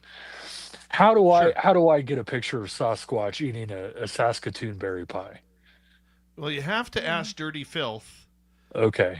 see if he'll send that to you. We know I he's love listening. that stuff. Yeah. So for our radio audience, a lot of times during the show, we have a cartoonist who comes in. We call him Dirty Filth. Filthy.com is his website. Filthy.com. Okay, I'll check it out. Filthy.com. And he sells his pieces of art for about $50 a piece. And he will autograph it. He will send it to Okay. you. And he is so talented. And people from You know- around the UFO world just absolutely love him. In fact, one of his biggest fans is the owner of Skinwalker Ranch, Brandon Fugel, who literally wow. one year bought like 10 or 20 of his books in order to hand them out as Christmas presents. Can I say something, Dave? Sure. It is, once upon a time, I knew an artist very, very well. Right, my co-parent is an artist, and it is very important that we all support artists. That if everybody who has an extra $50 should go and check out Dirty Phil's website and buy his books and buy his art, because living as an artist and doing art it's hard work, and we need to support artists and go buy his pictures. Go buy his art. I agree. Absolutely. Yeah, and he's so talented. I'll So, buy so that. talented. I'll buy that drawing for $50. Dirty filth. I got you. Email me. Oh, I'll yeah. buy it for $50. You got it. I have a question, personal question for you in the chat room here from Seymour. Okay, Seymour, what you got? Are you Terry Wrist? Oh God, not this again. No, I am not Terry. I'm not Terry Wrist. And neither is Alan Ex- Greenfield, by the way. Explain to our audience why I would ask that question. Okay, so Alan Greenfield, Dr. Alan Greenfield, PhD, DD, Tau Sirhasarim, my mentor, and deep personal friend. He's like my uncle. Um, Alan wrote a book called The Secret Cipher of the UFOnauts. And at the time he wrote the book, he knew through various means a guy who went by the name Terry R. Wrist. And you can do the math on what it's supposed to represent. Um, and he wanted to put something a little different into the book at the end. And so he interviewed Wrist about occultism and UFOs and stuff, and he put it into the end of the book. Then he wrote another book called The Secret Rituals of the Men in Black. And again, he wanted to, people really enjoyed the interview because it's very interesting. And so he put a second interview with Terry R. Wrist in the back of the book. So fast forward to Hellier, a TV show called Hellier came into existence. And they were contacted by a guy named Terry Wrist. He left the R off, but it was Terry Wrist that told them to or this guy said that he had goblins in his house and that Terry Wrist had recommended that he go to them, to research it and figure out what was going on, yada yada. And so Hellier, the guys from Hellier were like, what is this Terry Wrist thing? So they found that Alan had written about Terry Wrist in the back of those books. And so then it became, okay, Alan, because this guy's very enigmatic, and he as you watch Hellier, right, you have to watch Hellier. And as you watch Hellier, Terry Wrist keeps contacting them and giving them nuggets of information and cohered, encoded emails and all this other stuff. And so people became fascinated with Terry Wrist. Who is this guy? The only references to Terry Wrist on the face of the earth outside of Hellier are in The Secret Cipher of the UFOnauts, which everybody should buy. It's fascinating. To use the cipher, thesecretcipher.com. Try it out. I mean, it's interesting stuff. And in Secret Rituals of the Men in Black. And so those are the only references. So people started to try to figure out who Terry Wrist is, right? And you can't. There is no Terry Wrist around, right? And so those books are the only references to Terry Wrist outside of Hellier. And so Terry Wrist took on a life of his own because, he keeps contacting the Hellier team, feeding them breadcrumbs, and people are trying to figure out who Terry Wrist is. And the only references are to Alan Greenfield's books. And so everybody's trying to figure out who Terry Wrist is. And then suddenly it's because they reference the books on the show. I mean, they show you the book, right? And which is available on Amazon, free plug. Anyway, so, everybody's trying to figure it out. And then suddenly it becomes, well, it's Greenfield. Alan is sending the messages as Terry Wrist to lead them on a magical, uh, magical Easter egg hunt, right? And Alan knew the guy for a very brief amount of time, talked to him a few times. They talked about UFOs, conspiracies, anarchy, a bunch of other stuff, occultism. The guy was quite the occultist. And that was it. The guy vanished one day with a bunch of Alan's books and research about the Shaver mysteries. He vanished one day, and Alan's never heard from him again. But everybody's still trying to figure out who Terry Wrist is. So a lot of people think that Alan is Terry Wrist, or I am Terry Wrist because I publish Alan's books and I'm close friends with him. I know as much about Terry Wrist as Alan can tell me, but I'm certainly not Terry Wrist. I didn't, when those books came out, I wouldn't have been old enough to be a tunnel rat in Vietnam, as he claims on Hellier. Um, I mean, I was born in 1975. This is when they were taking people off the top of the embassy in a Huey, and they're dumping helicopters over the sides of aircraft carriers, right? I could not possibly be in Vietnam. But no, I'm certainly not terrorist. Why do you think people keep associating you with being that character? I honestly don't know. I really am a bit dumbfounded on why people think that I'm terrorist. Um, I mean, obviously, I'm close to Alan. He's my crazy uncle and mentor, teacher, a friend, deep, deep, close personal friend. So I have that link to it. Um, I go on shows like Spaced Out Radio. I have the technical information, so to speak, to be terrorists feeding them information. I bridge the gap as Alan does. I'm a Fortean, so I know the occult side. I know the spirituality side. I know the technical side. I know the conspiracy side. I mean, I own Paranoia for God's sakes. But, you know, on paper, I have the ability probably to be terrorist, but I wouldn't do that to them. I have always maintained my own identity. If I contacted the Hellier team, which I have once in a blue moon, I have sent them something that I thought they would find interesting or whatever. But I would do it as me. I don't need to create a character to, I don't crave notoriety. I do these shows because they're fun and I enjoy them and I like talking about this stuff. And I love the host and I love the audience, right? But I'm not trying to sell you something. I want Alan to make some money, so go buy the book. But I'm here to talk about stuff. And I'm here to talk about stuff as me. There have been times in my life where I was working on things that precluded me from coming on places like Spaced Out Radio, or if I did, there were certain things, and Dave will back me up on this. I was very transparent to him. There are certain things that I would not talk about, right, because of work or whatever. But I've always been very transparent and honest, and I do these shows for the love of it. I'm not trying to get rich off of it. I have a day job, and I love the whole subject, and it fascinates because I am an experiencer. I have experienced things, and it drove me to try to understand what I saw. So, but that's I why I want to think ask. they probably do. I'm going to change subjects here. I have a weird question for you. Okay, Matthew Brown, the latest whistleblower, said right, one of the reasons why he was going out was because he felt it was time to go full kimono. right. What does that mean, going full kimono? I It's a don't naval entirely. term.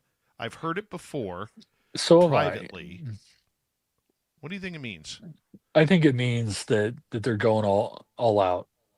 I mean, I've heard the term in a Navy context as well.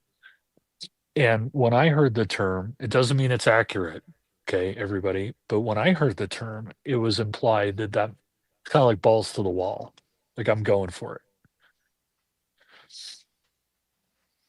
So in his Yeah, it it seems like I've heard it twice. I heard it at a private dinner once in Las Vegas a few years ago, and then Matthew Brown said it, because he was Navy as well. And then when he gonna came out, just he stated that he was going. He felt it was time to go full kimono. right. Yeah, no, I think it just means that he's going all the way. Interesting.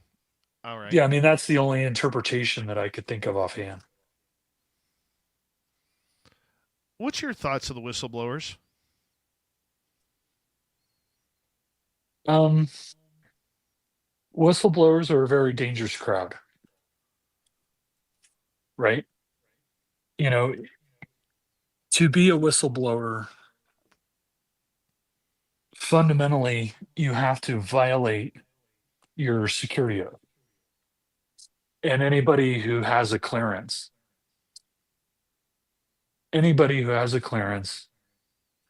has to take a security oath. And so in order to do that, you have to violate it. And so you have to ask yourself, who is this person? Right? Because there are ramifications to violating your security oath, including going to prison. Right? So if you're gonna do that, you're really going for it, going full kimono, so to speak. So you also have to ask yourself, who are these people really? Where did they come from? Do they have the pedigree? What were they really involved in? Right? Look, I worked on programs. I'm not going to get into which programs, but I worked on programs. And, I had a clearance, right? And I'm not going to tell you anything that would violate my clearance and what I worked on or what I did. And by the way, it had nothing to do with UFOs whatsoever. But they're a dangerous crowd because it's like, on one hand, you can say, you can prove, okay, well, you were in the Navy. We were talking about the Navy. You were in the Navy and you had a security clearance, right? You can figure that stuff out. But what you did is classified, right? So how do I prove what you actually worked on? You get what I'm saying? Yeah, I They're totally get that. they're dangerous, and they're dangerous to you as the host. Because if they divulge something that's a national security risk, right? They're coming for you too. And to tell you what it's like to have a security clearance, part of that is that you are cleared to know certain things, only those things. It's not like you get a security clearance and then suddenly you have access to this huge repository of information, right? That you can look up whatever you want, right? It doesn't work that way. You get a security clearance for something very specific. Let's say that you get a security clearance to take a pair of scissors and to cut a piece of paper. That's literally all you do. You cut a piece of paper with a specific set of scissors, right? You don't know where the paper came from. You don't know where the paper is going. You don't know why the paper is special. You don't know why the scissors are special. You just know that your job is to cut the piece of paper with the scissors, right? So, it's if somebody has a security clearance and they say, "Well, I know about UFO stuff." Okay, well, what do you know about UFO? Oh, well, I was going to get to another point. So when you have a security clearance, one of the things that's very important about the security clearance, I don't think I'm violating anything by saying this, is that you are prohibited from knowing things that you're not supposed to know. So let's say, for example, that I have a security clearance, right? And somebody publishes in the New York Times a classified piece of material. I am not allowed to read it. Literally. Like, I cannot read it. If I read it, I get in trouble. Right? So, you talk about something like WikiLeaks, where they're publishing all this classified material, right? From Snowden or whoever, right? If you have a security clearance, you can't go read WikiLeaks. Like, if people find out you went to WikiLeaks and read all this stuff, you get in trouble. So, it's like, okay, well, you had a security clearance, but what did you have a security clearance to actually do? And if they violate their oath of secrecy, right, by putting it on the air, you're culpable for the divulging of national security secrets as well. Now, there are legal defenses for whistleblowers, but they're not necessarily legal defenses for going public. They're legal defenses for going to, to the inspector general or to the Department of Justice. There are procedures. So if you're going to blow the whistle on some bad stuff, right, there's a process that you do to do that. And it depends on the program, it depends on the branch, it depends on the department, the agency, because every agency has their own process for keeping secrets. So all these things depend on who you are and what you do, right? So what I see happen a lot, and there's a really great case in point. There's a guy named Mark Phillips, and he's been all over Project Camelot, and he's in prison for murdering this guy, right? They call it like the Camelot conspiracy or something. He was in Marin, and he was a general contractor, and he was fleecing this guy of all kinds of money. And eventually, I think he like killed him, and then was cashing his checks for him, and forging his signature and all the other stuff. He gets convicted of like murder, right? And he goes to prison. And then suddenly, he was a captain in the secret space program, and he had all these he has all this classified knowledge, and he flew spaceships to Mars. Now, I believe we're on Mars, by the way. Just to set the record straight, I think we're actually there. And I do believe in the secret space program. I wrote a goddamn book about it. But I didn't write a book with any classified material. I did research, right? And I connected dots. And that's the way it's supposed to be. But this guy, he's in prison for murder and conspiracy and all this bad stuff. But suddenly he's a captain, and they sent him to prison because, he tried to spill the beans on the secret space program. So you have a lot of that stuff. Like if I go to a UFO convention and go, yeah, I worked for the DoD or or I worked for the Ministry of Defense even, right? And I handle classified materials, and I say UFOs are real. How do you verify who I am? You go look me up. Well, there's no evidence of anything, right? Well, that's all classified. I mean, it's a very convenient answer. Now you take a guy like Lou Elizondo. Lou Elizondo can prove that he worked for ATIP or whatever. I think it was ATIP. He works for ATIP. I mean, it's very clear. But Lou Elizondo handled it the right way. When he wrote his book, he sent it to the Pentagon to be proofed and redacted, because part of his security clearance, his oath of secrecy, was that if he was going to write a book about anything at all that he did while he was in that position, he had to give it to them so that it could be scoured for national security information. So he did. His publisher sent a copy of the book to DOD. DOD scrubbed it. He removed stuff because it was classified and he was not allowed to talk about it. And when they got done scrubbing it, they published it. Right. But I see a lot of people that I think are a little shady that are like, yeah, I was this or I was that. And I had access to this and I had access to that. And, you've got to be very careful. As a researcher myself, I want nothing to do with whistleblowers. If you're a whistleblower, keep it to yourself. I don't want to go to prison for your secrets.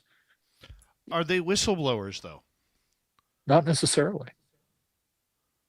We got about a minute to go here. Sure. Not necessarily. Sometimes they're charlatans. Sometimes they saw something and they self-aggrandize and blow it out of proportion. But you have to be very careful about this kind of stuff.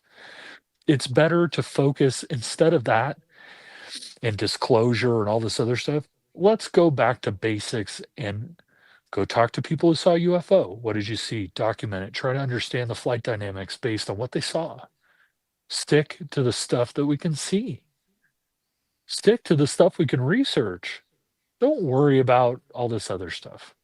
If you think the secret space program is real, like I do, go do the research. It's there. It's all there. Talk to people. Do the research. Get feet on the ground. Figure it out.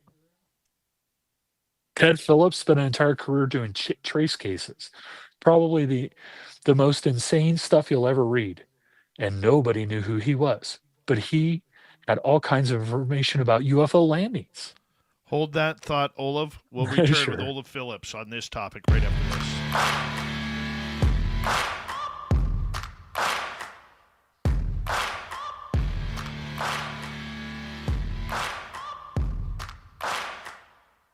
You're listening to Spaced Out Radio with your host, Dave Scott.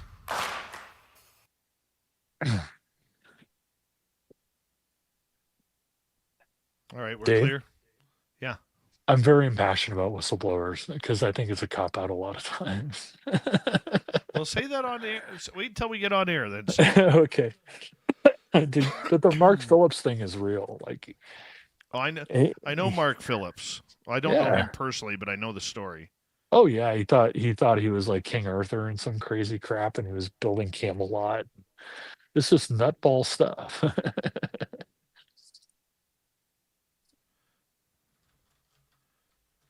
They want to believe. You got to want to believe with some verification. What was it Reagan said about Soviet nuclear weapons? Trust but verify. Yeah. 1 second. I should bring up Lazar. That's a good case in point. Because he Greg, did say have hi it. to Chloe for me. Good morning. Glad she still wears her Bigfoot T-shirt to bed. I got her I picture feel here somewhere. I feel like I hijacked the interview that was occurring when I actually was able to show up. No, man, we were just bantering. We were just Okay. bantering. So no, it's all good. I'm Teen, very how are you? punctual. Yeah, it's all good. All good, brother. How was your bath? Were you taking that that candlelit bath with Nana Muscuri playing in the background, or what? Me? Yeah, is that why you were late?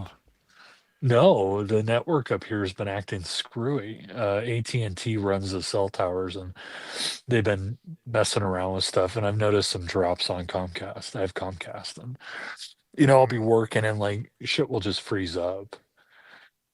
Yeah. And I'm like, what the hell? But I think they've been messing around with things because we actually have 5G ultra wideband up here. They tend to deploy it in little places in the middle of nowhere while they kind of work out the kinks, and I think they're working out some kinks. So, I think we're having some bandwidth problems across the board because I live in the Right. middle of nowhere like you do. It's not like Yeah. there's a bunch of fiber lines running up here. There's like a couple of fiber lines, and if they saturate them with cell traffic on ultra wideband, right? Somebody's watching a football game or baseball game, a lot of people are watching it. It's like you'll actually see the bandwidth dip. It's pretty wild.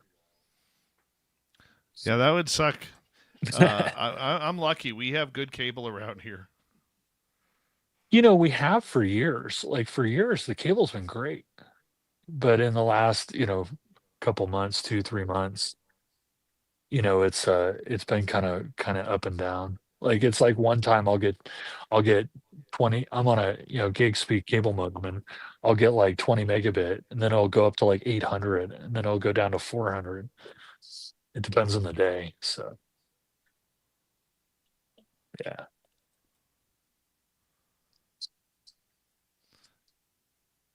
Felix, turn off the light when you're done. I will.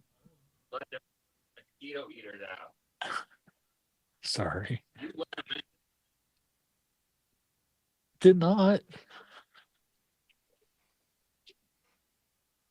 Apparently, we're All right, having we a got about mosquito. 2 minutes here. Apparently, we're having a mosquito eater problem. All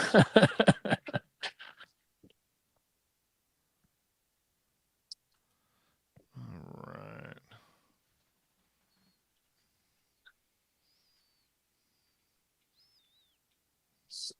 Yes, our audio is back to normal. We figured it out. You know what happened to me? What's that? So when on the Enigma Hour, right? So we're doing the shows, 3 shows, and somebody had messed with the system that we used to record them, and they had locked it into the application that plays the music, right?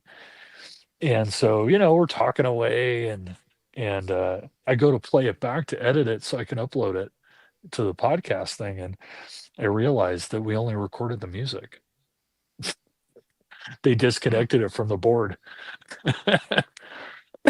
So I had to go in there and fix it. Lost a good interview. Although our last one was really wild. You should talk to this guy. It's not about UFOs, but he wrote a book about a place called Stardust Ranch, I guess, which is close to Skinwalker Ranch in the Uinta Valley. Wild stuff. But then the second hour he went, we were talking about some Yeah, that was John occultism. Edmonds. Yeah. Yeah. This guy, Bruce McDonald, he's fascinating. But the second hour, it just went crazy. It was All right, we got crazy. about Man. 15 seconds. We only have one lone super chatter tonight. That is our man T-Bone. So we appreciate that, T-Bone. Thank you very, very much. It's a great way to support what we do. Our store is open, so get your butt over there and get yourself some swag ASAP. 'Cause you look good in ASAP, support I it. promise. Supports Olaf, Freestyle hold on. Radio. We're coming back in 3 seconds. Okay.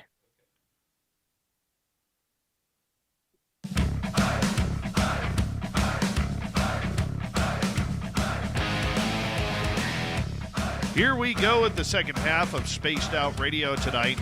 My name is Dave Scott. Thank you very much for tuning us in wherever you are on this beautiful planet we call Earth. Hey, I want to remind all of you that if you missed portions of this show or others, you can check out our free archives on YouTube or any major podcast network. Our website, spacedoutradio.com. We have a plethora of features for you. Rock out to Bumblefoot, read the news wire, check out our swag as well. Follow us on X at Spaced Out Radio, Instagram at Spaced Out Radio Show, and on Patreon in the Space Travelers Club. Here we go, Olaf Phillips, hanging on out, talking all things whistleblower right now. Now, you don't like that term, do you? No, I don't. I mean, I do if it's legitimate. But I think a lot of people take that term and take it in directions that are beyond what they are capable of speaking to authoritatively. Do you think we've had an honest-to-goodness UFO whistleblower? I do. I think we've had a couple, and I think Lou Elizondo is one of them, right? But again, he did it the right way. You know, he followed the procedure, right? And we learned things from him, right? And he can back it up. And he can absolutely back up what he's saying. And I think that's very important with a whistleblower. You know, I think Lazar was one. And it's funny because, you know, again, I reference Mark Phillips, you know, supposed captain in the secret space navy. No evidence of anything other than he went to prison trying after killing some guy and thought he was King Arthur, right? But people will believe him. But for decades now, you know, they've discounted like guys like Bob Lazar. Whatever you think about Bob Lazar, he has a W-2 from the Department of Naval Intelligence. So he was doing something because he got paid and he has the tax information to prove it. You know, I think if you're going to be a whistleblower, a real one, right? Real whistleblowers have proof. They have absolute proof. And real whistleblowers follow the process because they don't want to go to jail. And I think we need to look for the proof. And Lazar, you know, Lazar was a whistleblower, right? And his story to this day, I mean, I met the guy when I was in college, you know. I mean, I'm almost 50. I met him when I was in my early 20s, like 22, 23, right? I met that guy almost 27 years ago. And his story is the same. It is pretty much the same since 89 when he came out to George Knapp. Right. And he's got information. He can do drawings. He can tell you authoritatively what he saw over and over and over and over again. He's got a W-2 from Department of Naval Intelligence. Right. You know, Louis Elizondo, he has a book. It has details. They're verifiable. He followed the process. But there are a lot of whistleblowers out there that take the moniker of whistleblower, but they don't have any evidence of anything. What's Mark Phillips got to prove that he was ever in the secret space navy? You know, you see this a lot around the secret space program. You see this a lot around UFOs. You see this a lot around super soldiers. And it's like, you know, at some point, you have to show some evidence. And, you know, if you were and I'm not denying they exist. I know they exist because I know government. I told you, it all starts with warfare. You know, the Chinese even genetically modified their swimmers for the Olympics to give them webbed feet so they could swim faster. The East Germans had a massive doping program. I mean, a doping program run by biochemists that was beyond anything that you could ever imagine, right? But if you're a super soldier, which I again do not deny they exist, but if you are and you say that they genetically modified you, that's very easy to verify. A blood sample, skin sample, something that shows you were genetically modified. You know, people talk about terra preta. There's a guy a long time. I published this book for a period of time. It was a fascinating book. It was, I forget the title. It was something like, "It's not them stupid, it's us." And in the book, he talks about terra preta, this soil that you find in the Amazon, right? And that it was engineered. Like the entire Amazon basin is like growing out of engineered soil. Okay. But he didn't just say it. He had evidence of it. You know, there were nanoparticles inside the soil. They did the scientific tests to prove that the terra preta was modified. That wasn't, it was engineered. If you're a super soldier, I want to hear about it. I want the truth. But you got to verify it. Skin sample, show that you were genetically modified. If they genetically modified you, that means that they messed with your DNA. So produce the DNA that shows you were messed with.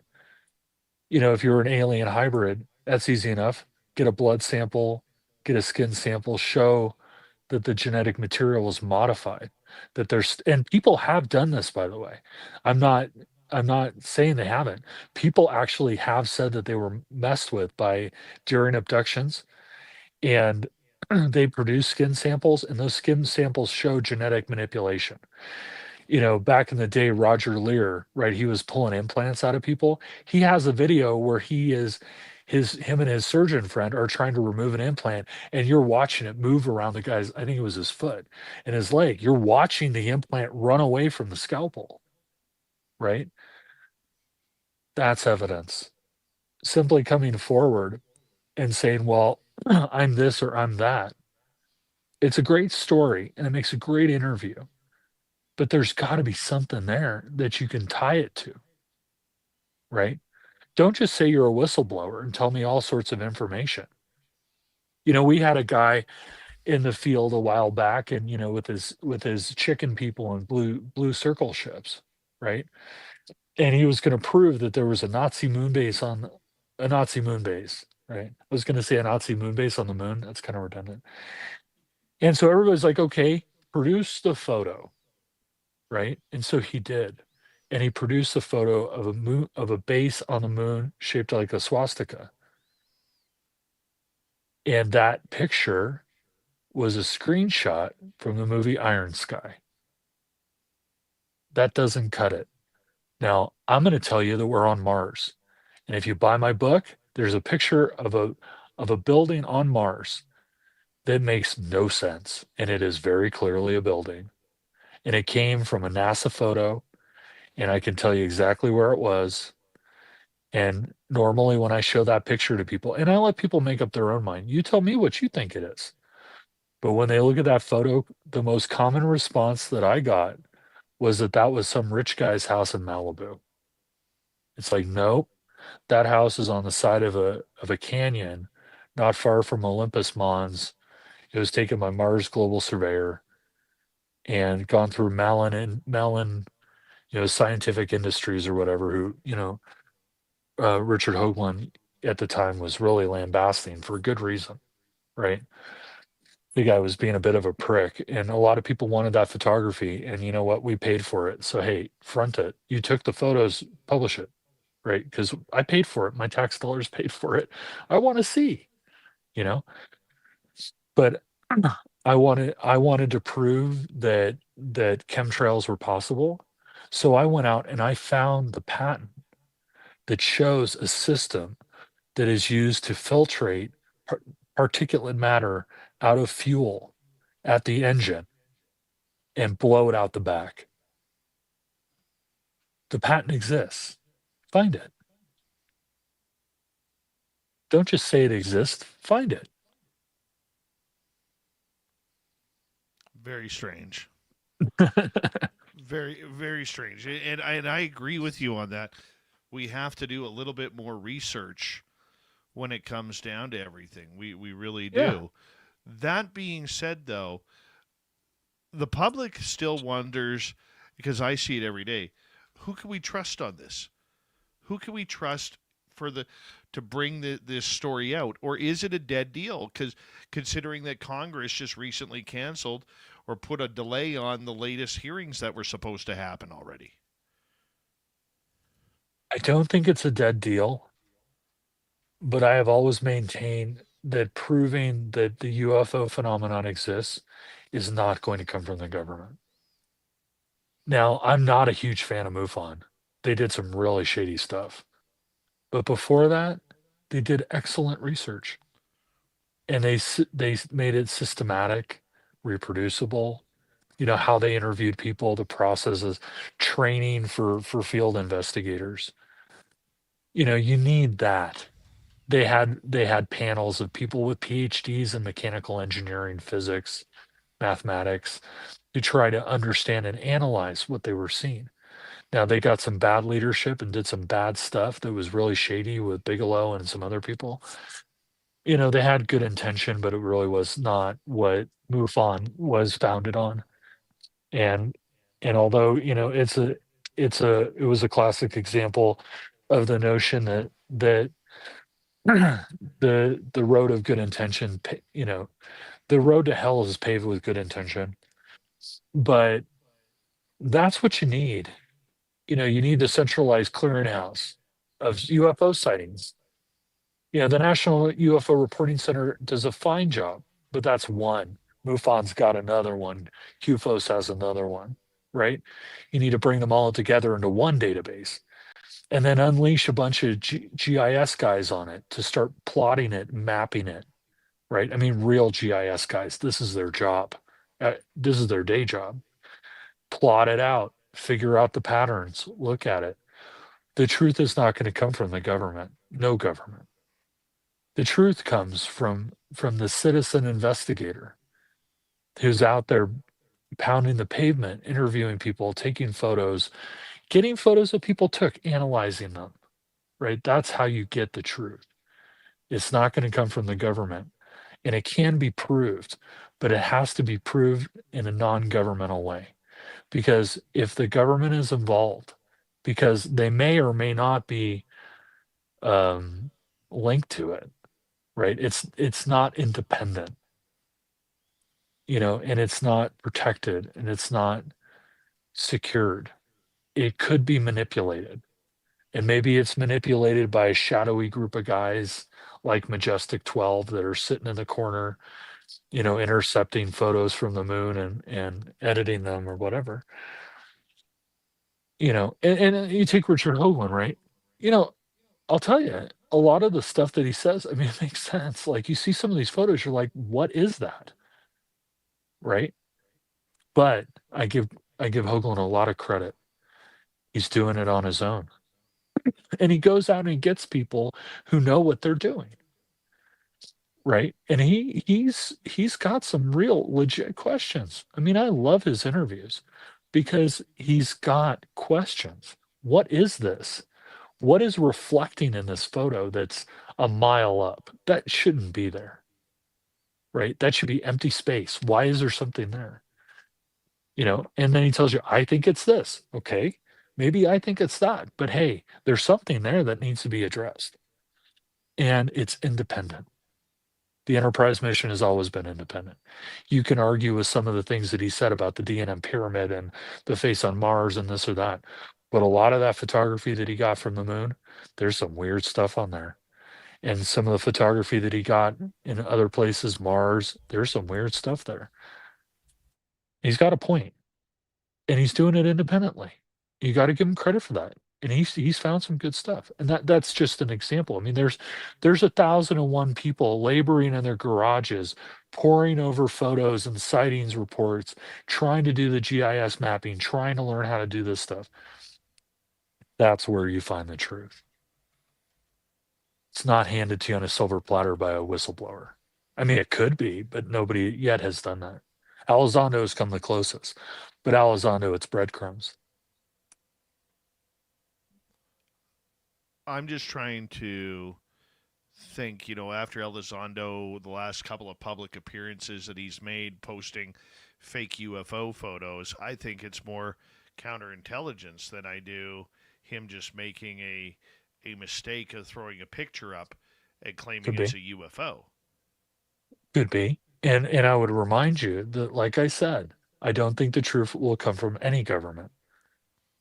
Because ultimately you have to think to yourself, if these vehicles are real, and again, I think 10% of them are. If these vehicles are real, they're coming in and out of our atmosphere. We track stuff that's over in orbit, that's over like the size of a wrench. An astronaut drops a wrench off the International Space Station, they track it.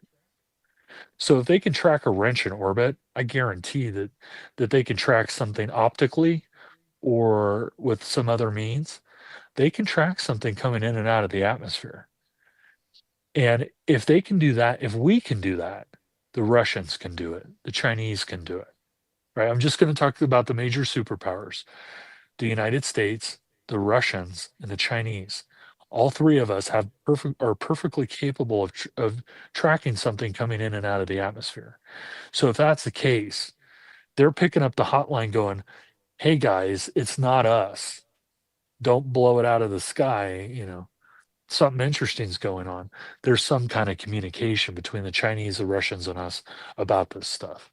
And if that's true, maybe there are UFOs that we found that are at Kapustin Yar in Russia that the Russians are taking apart, or maybe, there's some level of intercommunication. If they're trying to weaponize it, the Russians or the Chinese are obviously not going to tell us what they found for the most part, but they're going to tell us something because we watched it come in just like they did. So there has to be some level of international communication about this stuff, right? Well, we got 7 minutes to go here before we got to go to break at the top of the hour. Olaf Phillips is our guest tonight on Spaced Out Radio. Do you think that the government wants answers?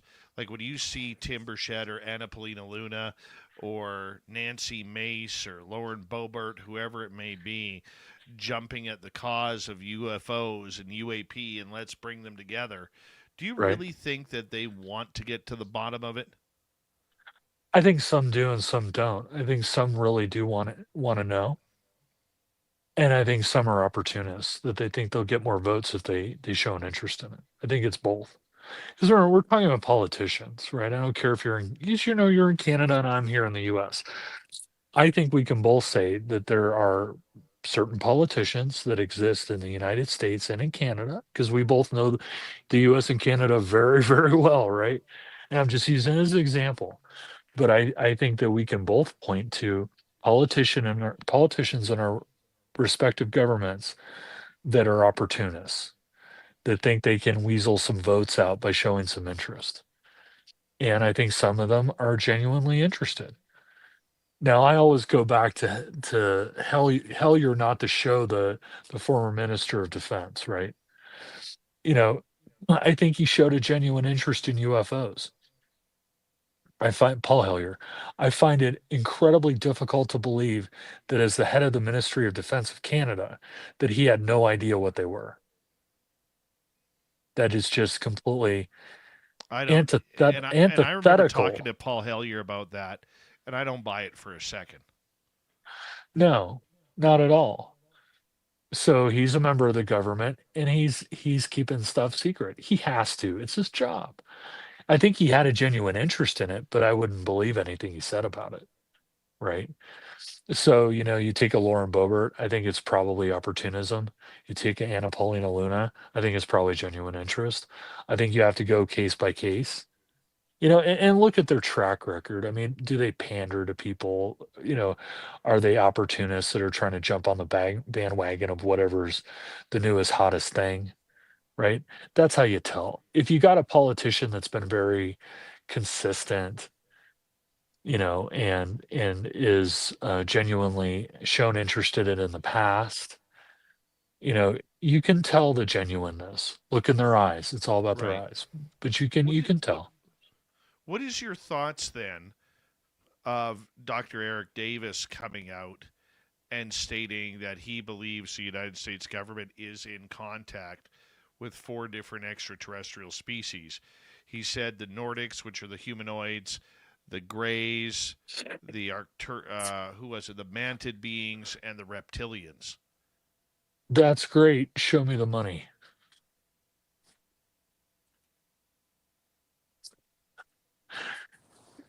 Show me evidence. I've been listening to this crap for 30 years. Show me the evidence of it. I don't care if you have a PhD in this or that, or you went to Harvard, or you went to community college down the street. Show me the proof. We've gotten beyond, it fills books and it's great for late night radio. I mean, I do it myself, right? I've got a radio show. We talked about all kinds of crazy stuff with people, and it's interesting and it's thought provoking. But if you actually want to make a difference, you need proof. And I wrote a book about it. I still maintain that the Nordics are not aliens. They are a breakaway. I know it sounds crazy, but there's evidence of it. They're a breakaway group that comes out of the Third Reich. And if you look at the people that are associated with the Nordics, somewhere down the line, there's always some tie to National Socialism in general, right? The originators of it. Not at this point. At this point, it's so ingrained in the UFO culture that it's not like that anymore. But a lot of the people like Adamski, right, that talked about the Nordics, there's some evidence of it. And just, if you're talking to the Greys, get some piece of information that we can verify. That was the one great failure of Lazar, is that he talked about element 115 and what it was capable of doing. And he understood it to be element 115. It's important to remember he was told that's what it was. That doesn't mean that's what it was. That just means that's what they told him, right? They probably didn't tell him the truth, because that's how this works. That's called compartmentalization. But when they synthesized element 115, it had none of the elements that he talked about. Elements meaning capabilities that he talked about. And people dinged him for it. But I'm convinced that they probably didn't tell him the truth of what he was dealing with. Or if it was element 115, it was heavily modified somehow because it was manufactured, right? But have some evidence of something, information that can be verified, anything that we can use to push the cause forward. So don't simply say, well, I'm convinced. That's the key. You're convinced. Okay, why are you convinced? What evidence do you have that convinces you that we're in contact with aliens? I'm not convinced we're in contact with aliens. I think we possess their vehicles because they're electromechanical and they crash. But Boeing, you also think we have alien bodies. I do, but I have no evidence of that. It's a belief. And I base that, a lot of that, on the interview with Jackie Gleason's wife. And I believe a lot of that because of Bob Oshler. The stuff that Bob Oshler had, I mean, it's cataclysmic, man. But they tore him up, threw him out. They made him look like a fraud, and he walked away from the whole program. Like, he didn't want anything to do with UFOs for the rest of his life. But he has Bob Ray Inman, the former head of the CIA, on tape. Well, he's deceased now, but he had a tape of Bobby Ray that he recorded of Bobby Ray Inman, former head of the CIA, working on something called Cosmic Journey, where they wanted to tell the truth about UFOs. And he's like, we have real aliens in tanks that we can put on semis in cargo containers and show the world that we really do have bodies. Okay, that's some evidence, man. Because that guy, he's sinking himself by saying that. And Oshler recorded him saying it. That's evidence. Is it circumstantial? Yes. Is it enough? Is it enough to win the battle? No. But Olaf, it's a hold that start. thought. We're going to go to break here at the top of the hour. Olaf Phillips, everybody. We got a jam-packed hour 3 next on Spaced Out Radio.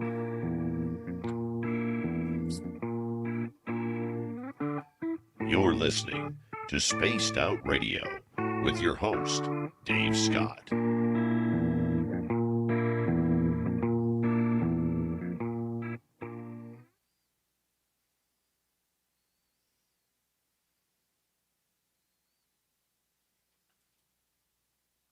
right, we are clear.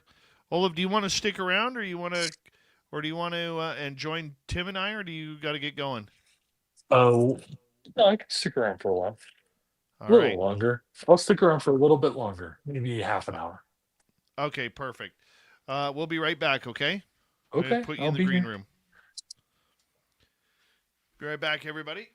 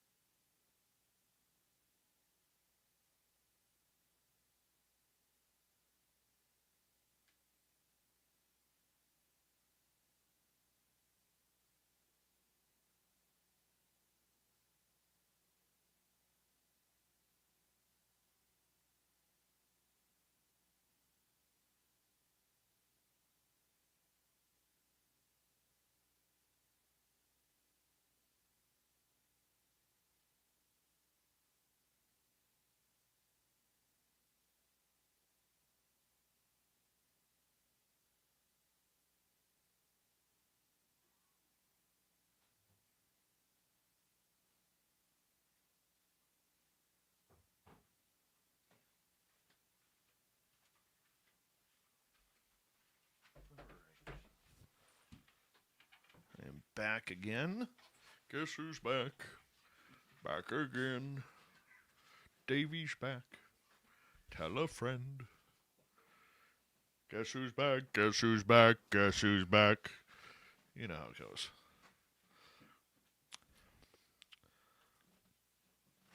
All right. Olive, when you're ready, you can unmute yourself.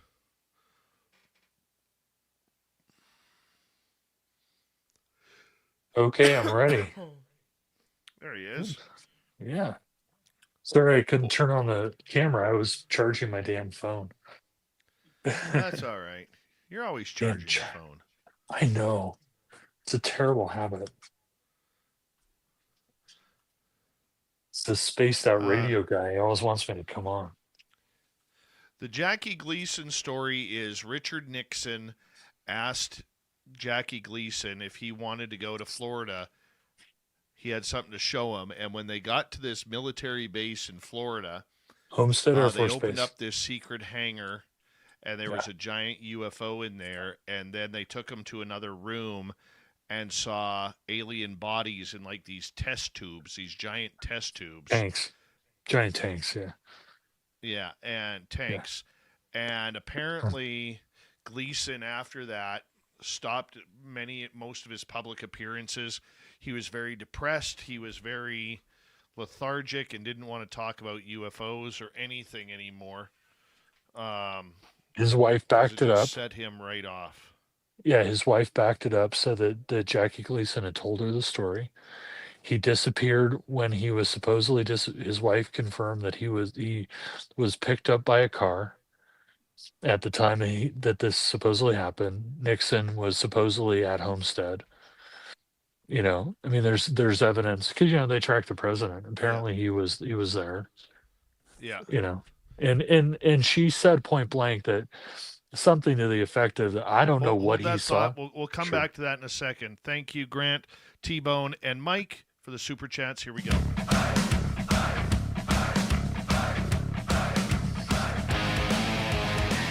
Here we go with the third and final hour of Spaced Out Radio. Good to have you with us. My name is Dave Scott. We always appreciate you tuning us on in wherever you are on this beautiful planet we call Earth. Hello to everyone listening in on our terrestrial affiliates around North America, digitally on every major podcast network. Our website, spacedoutradio.com, we have a plethora of features for you.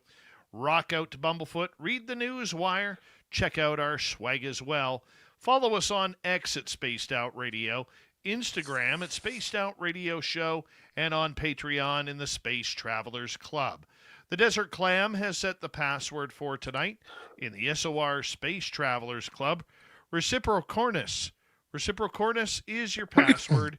Use it wisely, Space Travelers, as the Clam sets the password each and every night right here on Spaced Out Radio. Let's head to the swamp.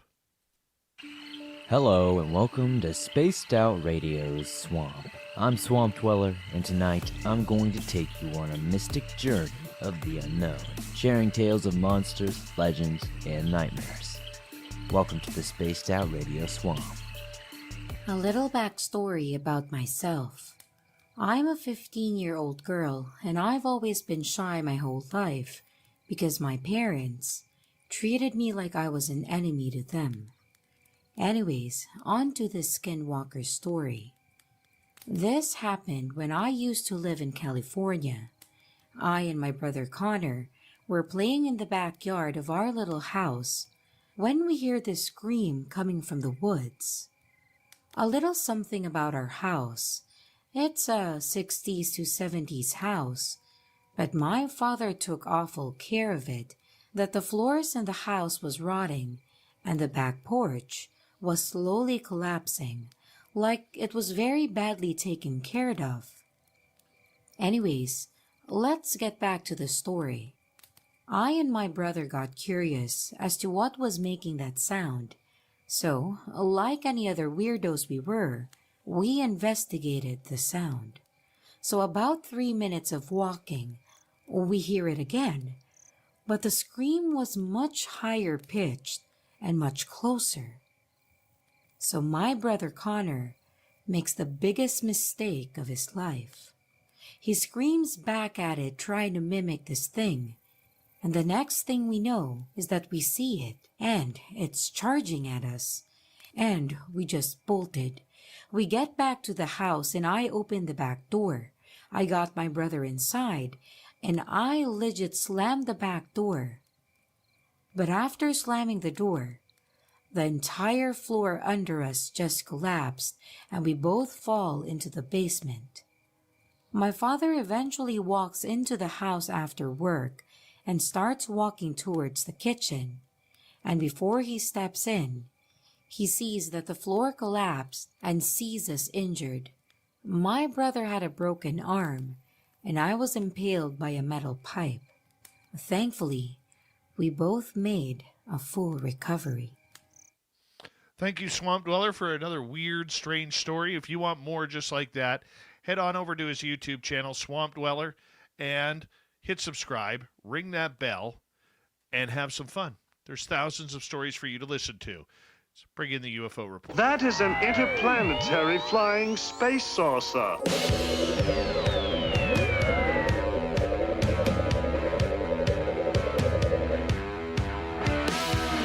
You have made me very angry.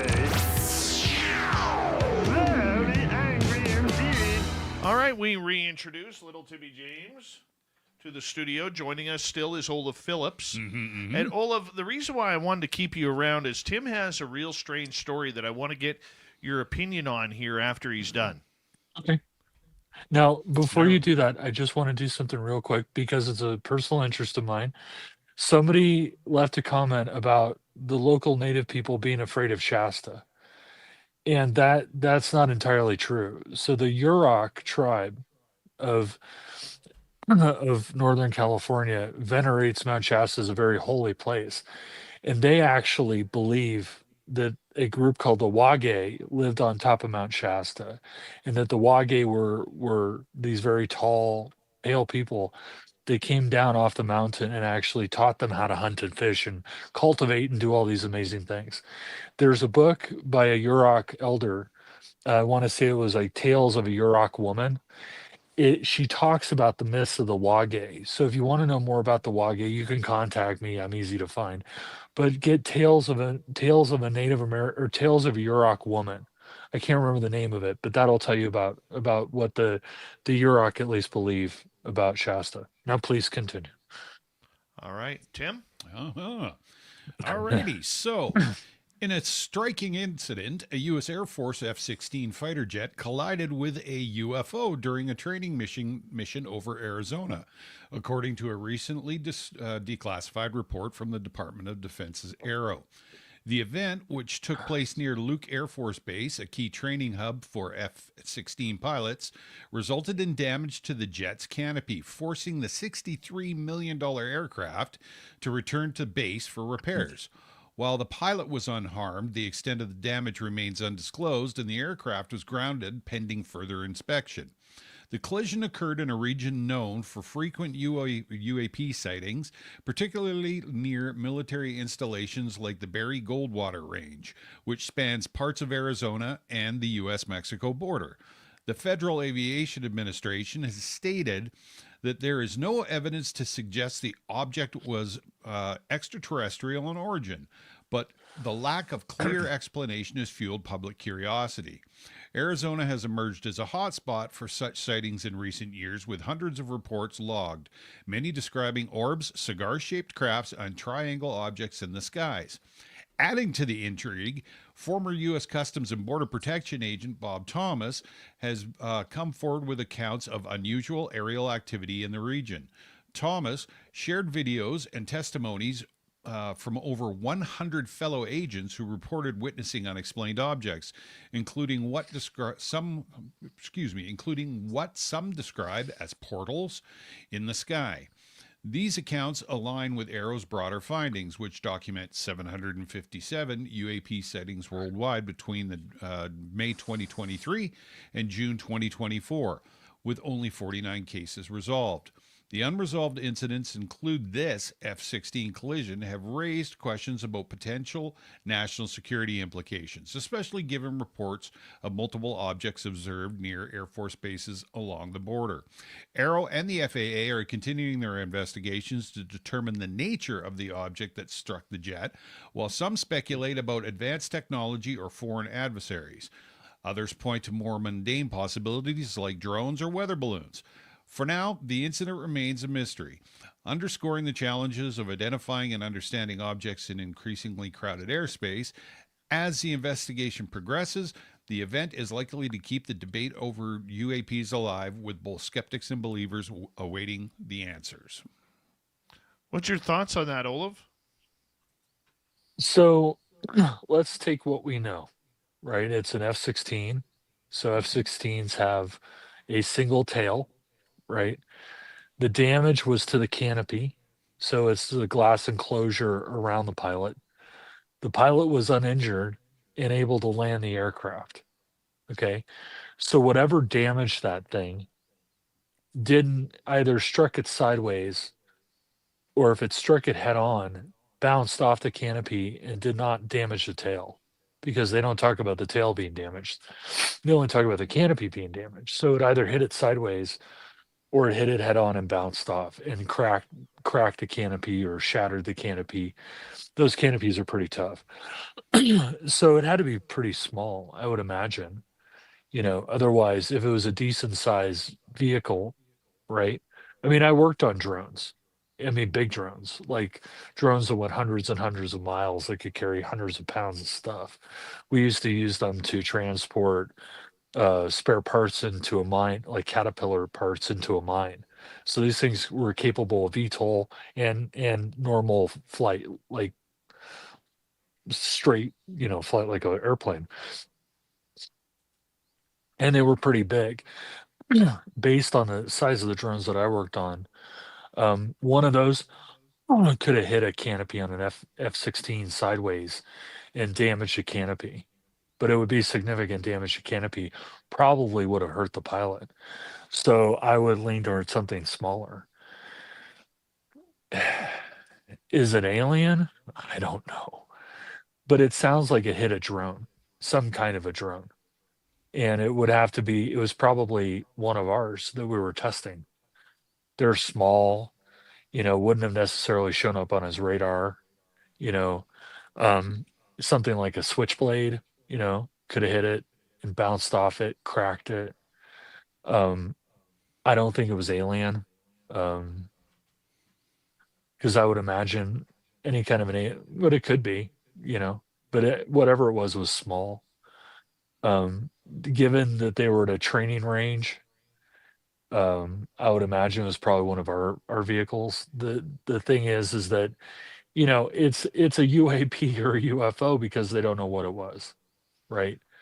Which leads me to believe that whatever it was maybe classified and being tested, because the Air Force doesn't necessarily, that part of the Air Force doesn't necessarily know what the other part of the Air Force is testing, and if they had a collision and the vehicle that hit it was classified, maybe a small drone that was classified, they're not going to tell the FAA, they're not going to tell the NTSB, they're not going to tell the training command in the Air Force that they were testing it. They would just kind of silence it as much as possible. So I think it's probably something like a small drone. It was maybe a classified project. The key is the pilot wasn't hurt. So when it hit the canopy, that means the canopy was most likely intact, because if the canopy blew apart and this guy was flying fast, he would have been injured, right? I mean, you're talking about an aircraft that goes Mach, at least Mach 1, if not Mach 2. So it's, he was subsonic, and if it shattered the canopy, the glass would have bounced around on him, probably done some damage. So I'd say it's probably pretty small, crack the canopy. Probably a classified drone, high-speed drone, something the size of a switchblade. That'd be my guess. It's pretty small. Yeah. Oh, a switchblade's big enough to blow up a tank. Let's throw some F-16s up in the air, and then let's throw some drones over somewhere else. Like, you think that there might be a little bit more better coordination if that was the case. Not doubting what you're saying, but it would be like, boo. Yes and no. Sometimes the way they do things is that if they're running a classified test, right, they're not necessarily going to tell the F-16 pilots that are flying over to the left. I'm sure they didn't mean for it to collide, but if I'm Lockheed, I love using Lockheed because they do this kind of spook stuff. But it could be General Atomics, like it could be oh gosh, the name's on the tip of my tongue. I forget now, but they're Palantir or one of the other drone makers. If they were flying like a Palantir drone, right, is small enough to do something like this, and they could be testing it, and they could be testing it in a way to see if those F-16 pilots see it, if they can detect it, if they optically see it. So there are cases where they're running multiple missions inside of the same airspace, and there maybe is not the coordination you would think for Right. for spooky reasons. Makes sense. Here's the other thing about it, though, too, and this is where I always get into the argument with people where UAP are not UFOs and UFOs are not UAP. These situations always seem to happen, and I like what Olaf said right off the bat. These tend to happen at test ranges, Right. okay, which would Yes. be UAP. Yep. Because we don't, I mean, Right. UFOs may go check it out, Sure. but they're not going to be in centralized locations all those times. Mm-hmm. They do have free reign to fly anywhere they want. Well, sure. So the fact that I think Ola Yeah. brings up a good point that maybe it was a drone or a piece that broke off a drone Yeah. that hit that, would that be Right. considered a classified UAP? Yes, it would. Sure. It wouldn't be a UFO. Yeah. Your thoughts, Ola? Exactly. Yeah, and I go back. There's an automated assumption that it's a UFO, right? That it's aliens and they're coming to get us and they're monitoring military activity and whatever. I go. You brought up Skinwalker Ranch, right? And I watch I watch all that stuff. I love that stuff. But I watch Skinwalker Ranch on a regular basis. Hey, Jared Fogle, let me go out there and let me run some tests, right? I'm not a skeptic by any stretch of imagination, but I know stuff, and they always talk about, oh, well, we see a UAP flying around, and then they get this mysterious 1 gigahertz signal, right? I mean, I'm sure you've all been there for that episode, right? Well, that UAP is small enough to be a drone, and that 1 gigahertz signal is an iridium signal. I know that signal is an iridium signal. And if they actually intercepted that signal and took it apart, they'd see it's an iridium signal, because the connection, the frequency is the same. And the way it behaves is the same as how iridium works, right? So, you got to look at it logically. You can't jump straight to aliens. You got to, you've got to get there, and you've got to rule out at the UAP hearings, right? I think it was the first one. The director of national intelligence said, look, we think we know what they are, and we've intercepted their signals. Okay, that's a very important statement, because if I'm an alien and I'm transmitting data, right? I'm probably not, and this was actually a test when I studied anthropology, when we did linguistics. I'm probably not going to do it the way that you do, because my technology is different. My technology evolved differently because I evolved differently. I have an alien view of the world and the universe. I don't have a human view. So why would I transmit radio signals on the same frequency as iridium? Right? And if I'm flying around my alien spaceships, why would I use radio at all? I can transit so many light years of space that I can realistically get here. Maybe I'm using some Star Trek shit, and I'm using subspace radio like they do in Star Trek. Why would I use signals that could be detected, intercepted, and disassembled? That tells you that it's human. They said they knew what those signals were. That means that they intercepted the signal. That means that they took that signal and took it apart to find out what the payload of the signal was. And most likely they found text in the signal, right, which was unencrypted, that they could read. There used to be this thing called packet radio. I don't know if they still do it or not, but basically they'd send text messages to each other over radio, right? You could intercept the transmission and you could actually read the messages that they were sending back and forth. So what DNI said that day, that they detected the signal, They recognized the signal and they basically read the payload, tells you that whatever transmission method they used was something that we use here on Earth. And that kind of precludes it from because it was in some language that we understand, that kind of precludes it from being aliens. I'm at Skinwalker Ranch. I'm seeing a UAP that's transmitting on 1 gigahertz. Well, I've got a drone that's running Iridium that's sending basically text messages over satellite with my GPS position, my airspeed, altitude, telemetry, right? I can intercept that transmission and I can read it. All they ever do on Skinwalker Ranch is that they say there's a signal.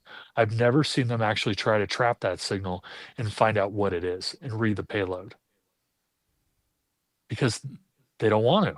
Because if they do, it's Iridium. You can see the Iridium headers in the message. You can, most likely it's not encrypted. You can read the message. You can say, okay, these are my GPS coordinates, my airspeed is my altitude, this is my heading.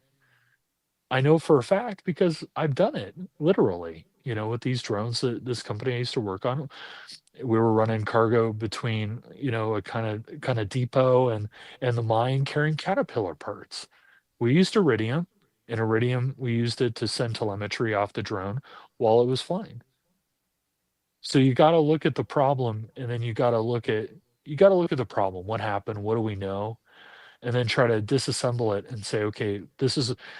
I would love to know what kind of drone they were testing up there, flying around a bunch of F-16s, and why. Probably to see if they could detect them. Or somebody screwed up. That's always possible too. That's highly likely as well. Yeah. We have about 2.5 minutes left with Olav and everything. In the end, is this a sighting that we should be concerned about, or is it something that we just kind of scratch off our list saying, yeah, there's nothing to see here, people? I don't think we should be concerned. Well, I think we should be concerned about it because it could have really damaged that aircraft and done some bad things to that pilot, right? So I think better safety measures are definitely, I hope the NTSB is like, you guys need to keep this stuff more separate, right? Something to scratch off the list? Absolutely not. Because one of the things that we need to understand, right, is that I believe that there are some secrets that should be kept. I think that there are some secrets about capabilities and national security stuff that we really need to keep, right? Because this is about our defense. And as a Canadian, a proud Canadian citizen, this is something you should be worried about too, because we're teammates here. We cover the North American zone together. And so we share technology with you, you share it with us. That's how this works, right? Historically, we've been doing it for decades. I would be very interested in what they were testing. If it's secret and classified and is some sort of special capability, don't tell me. I don't want to know. But as an aircraft enthusiast and somebody who's interested, I would love to know what they were testing. I think it's important that we understand certain levels of capability so that we can discern what is a UFO and what is not. Right? Is that orb, that Foo Fighter, that light in the sky, is that alien? Or is it human? And the only way we know is that we know what it's capable of doing. I sat out there outside of Davis, California for 3 hours watching 14 of these guys dogfight, doing things that no pilot could do. When I was in college, I was like 21. I'm 50. It was 39 years ago I saw that thing. And in 39 years, they have yet to build an aircraft that is capable of doing the high-speed turns to actually make a square. I watched them make squares, triangles, rectangles, circles, all kinds of crazy dogfight. And then I saw 2 of them fly down to low altitude and run laps between 2 radio towers, and they were triangular shape. No human pilot could have done that. Could have been a drone, sure, but it'd have to be an anti-gravity drone, man, or an anti-gravity aircraft, because the flight dynamics of that would have torn an aircraft apart. Was that alien? Thank you, buddy, Probably. for coming to Space Sure. Radio. You We're got gonna it. continue with Tim James from the UFO Report right after this. All right. This is Spaced Out Radio, and your host, Dave Scott.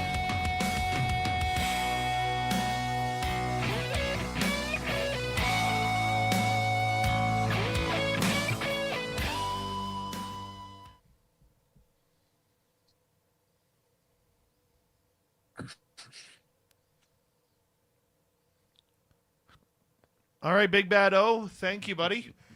No problem. I love the story. That was a good one. All right. We That was a good appreciate you, find. bud. Thank I you so much. appreciate you guys, and I'm very grateful for knowing you, and I appreciate you both very much. Thank you. Thanks, buddy. We'll talk soon, okay? Talk soon. Bye. Bye-bye.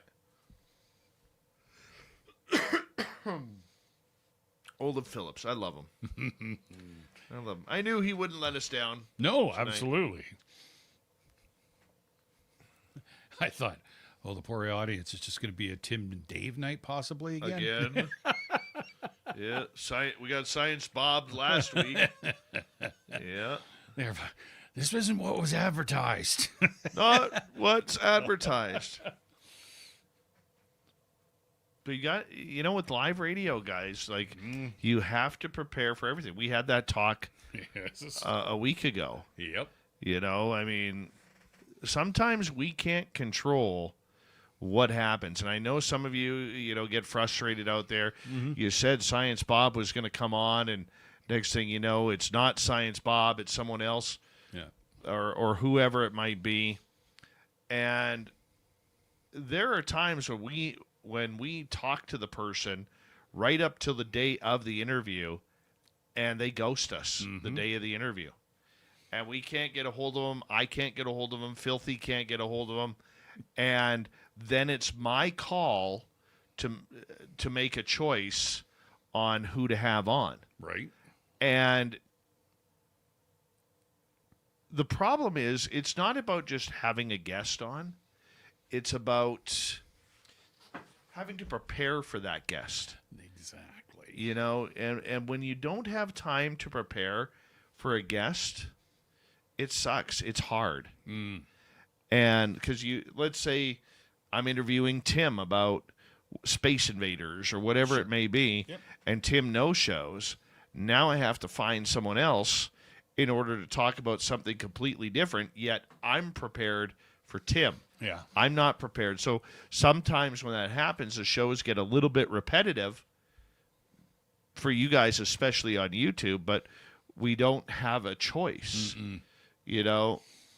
Or I remember we've had a couple times, where guests are like an hour and a half before showtime, like prepared right to, yes, we're going on tonight. And an hour before showtime, I can't make it. I just found out my dog died, or my dad died, or whatever. That has happened, and it sucks when it happens, but like with Olav coming in late, I knew that we would have something there. Yeah, for sure. And we got to natter. Yeah, we nattered a little bit. So, if the schedule changes on the fly, I'm just going to tell you guys, that's radio. 100%. That's radio.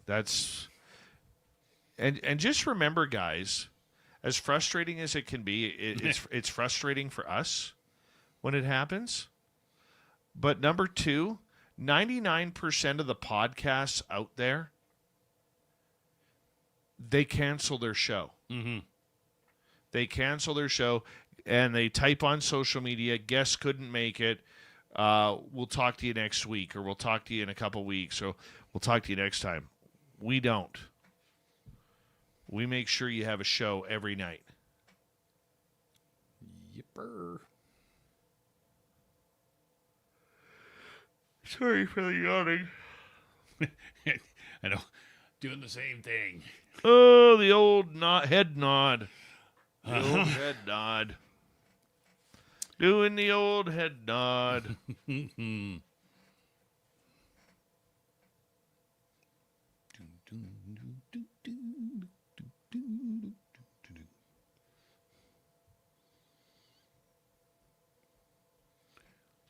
Along long weekend up here in Canada. Now we're all tired. Right? 'Tis true. 'Tis true.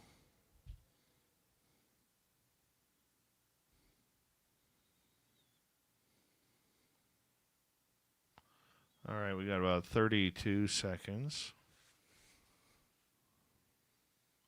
Thank you tonight to Mike, T-Bone, and Grant for the wonderful super chats. We greatly appreciate your love and support, everybody. The super chat is a wonderful way to support what we do nightly. And don't forget, pretty soon, probably within the next week or so, we are going to have new swag up at the Spaced Out Radio store. Because the one thing we don't have is ugly swag. We do not have ugly swag. So make sure you go check it on out. And we're coming back here in about 7 seconds.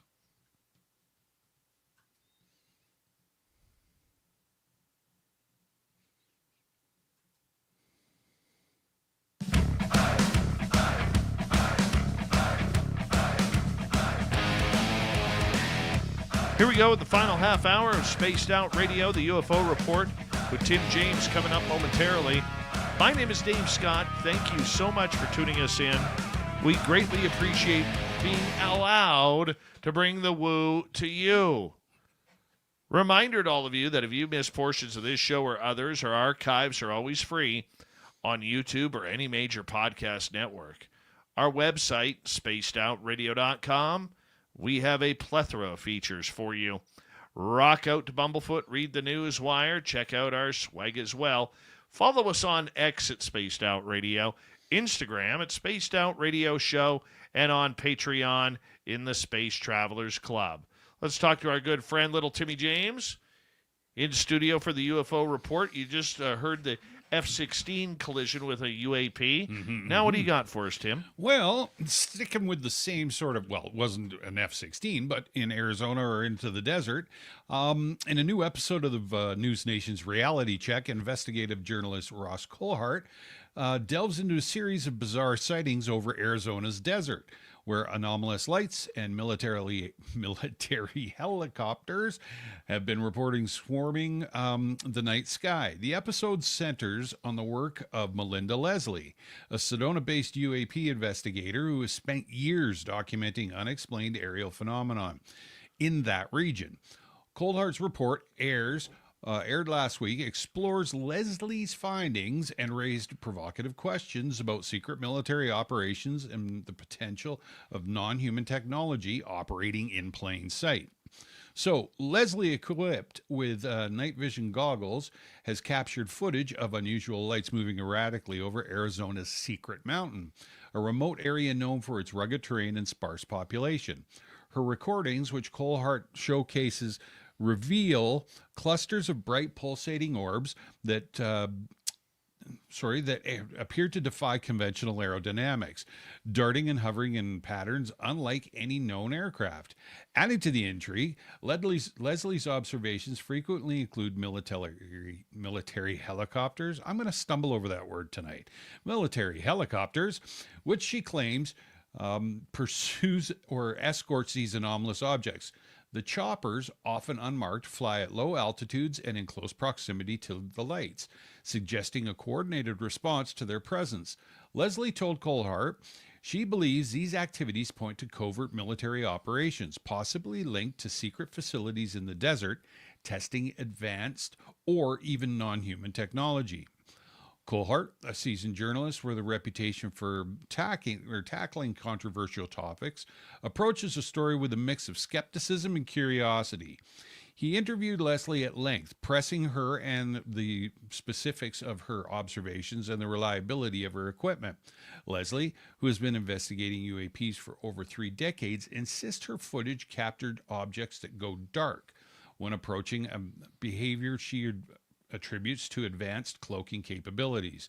She also points to radar data from a nearby site which allegedly detected an underground chasm beneath Secret Mountain, fueling speculation about hidden bases or crash retrieval sites. Colhart notes that while the radar findings remain unverified, they align with whistleblower accounts he has covered in the past, including claims of classified programs involving non-human craft. The episode also drew on Native American lore, with Colhart speaking to John Dover, a former Navajo ranger, about similar unexplained phenomenon on tribal lands. Dover recounts historical accounts of star people and strange lights in the Southwest, suggesting a cultural precedent for Leslie's modern observations. He describes incidents of lights moving at impossible speeds and vanishing without a trace, echoing Leslie's reports. Colhart uses these accounts to frame the Arizona sightings within a broader context of unexplained aerial activity, questioning whether the U.S. government or military is withholding information about what's happening in the desert. Colhart concludes by urging the government to address these sightings openly, arguing that the public deserves answers about what's flying and possibly operating above American soil. While no definitive proof of extraterrestrial activity emerges from the report, the combination of Leslie's footage, Dover's testimony, and the precedent presence of military helicopters leaves an unsettling impression. As Colhart puts it, if these are just drones or secret tech, why the secrecy? And if there's something else, what are we not being told? The episode ends with Colhart asking viewers to share their own sightings, ensuring this mysterious chapter in the desert skies remains far from closed. I watched the interview. Worth the watch. Definitely worth the watch. Melinda is a great person and a seasoned veteran of this, and she is not only an experiencer, but her little business there of taking people on UFO, not UAP, right, sky watches.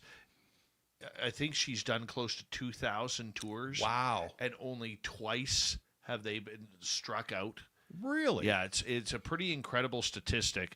We're going to effort to get Melinda back on here. Yeah. Probably in June, because it's something that I love having her on the air. Right. I literally ask maybe 2.5 questions the entire night, and she just goes on, and she's incredible that way. And That's awesome. I say that with all the love and respect I can. I'm glad she's getting the attention, because she does have a lot of high strangeness happening. Mm-hmm. I mean, you met Jürgen Hess, Hoodoo Tall. Yep. He's in Sedona, Arizona as well, looking for monsters and aliens out at Bradshaw Ranch. For some reason, there is a lot of high strangeness going on there. And a lot of people will say, well, maybe there's a military base or whatever. Yeah, there is, about 20, 30 miles away. Sure. Okay, but nowhere close to where they're doing their investigation.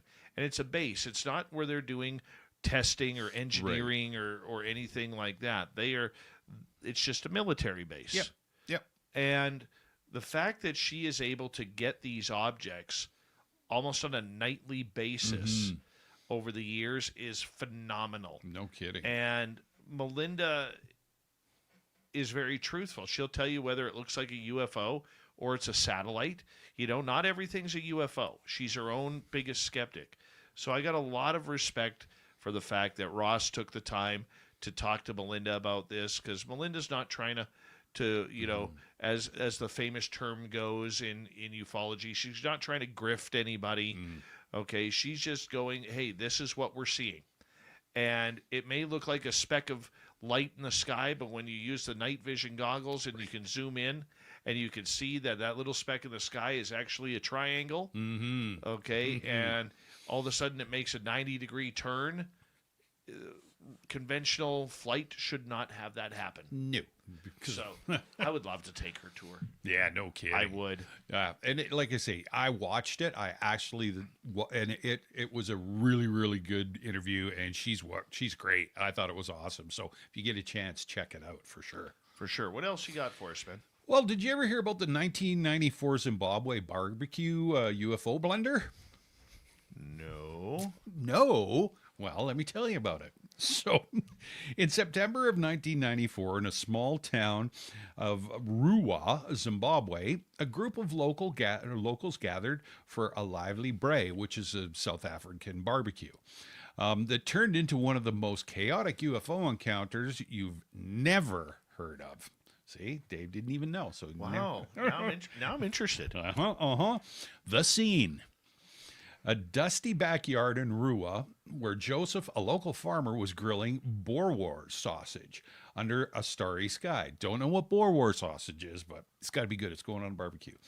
His cousins, a few neighbors, and a couple of kids were laughing, sipping castle lagers, swapping stories about the rumored lights in the sky reported nearby. Suddenly, a shimmering disc-shaped object about the size of a minibus and glowing like a neon bray fire hovered silently over the maize field next door. Maize, I guess, would be the cornfield. Joseph, ever the skeptic, assumed it was a prank by local teens with a fancy kite and shouted, "Oi, you lot, cut it out." He grabbed the bray tong and waved it like a sword, ready to defend his sausages. The craft, instead of zooming off, tilted slightly and emitted a low hum, which one tipsy cousin swore sounded like a tractor trying to sing.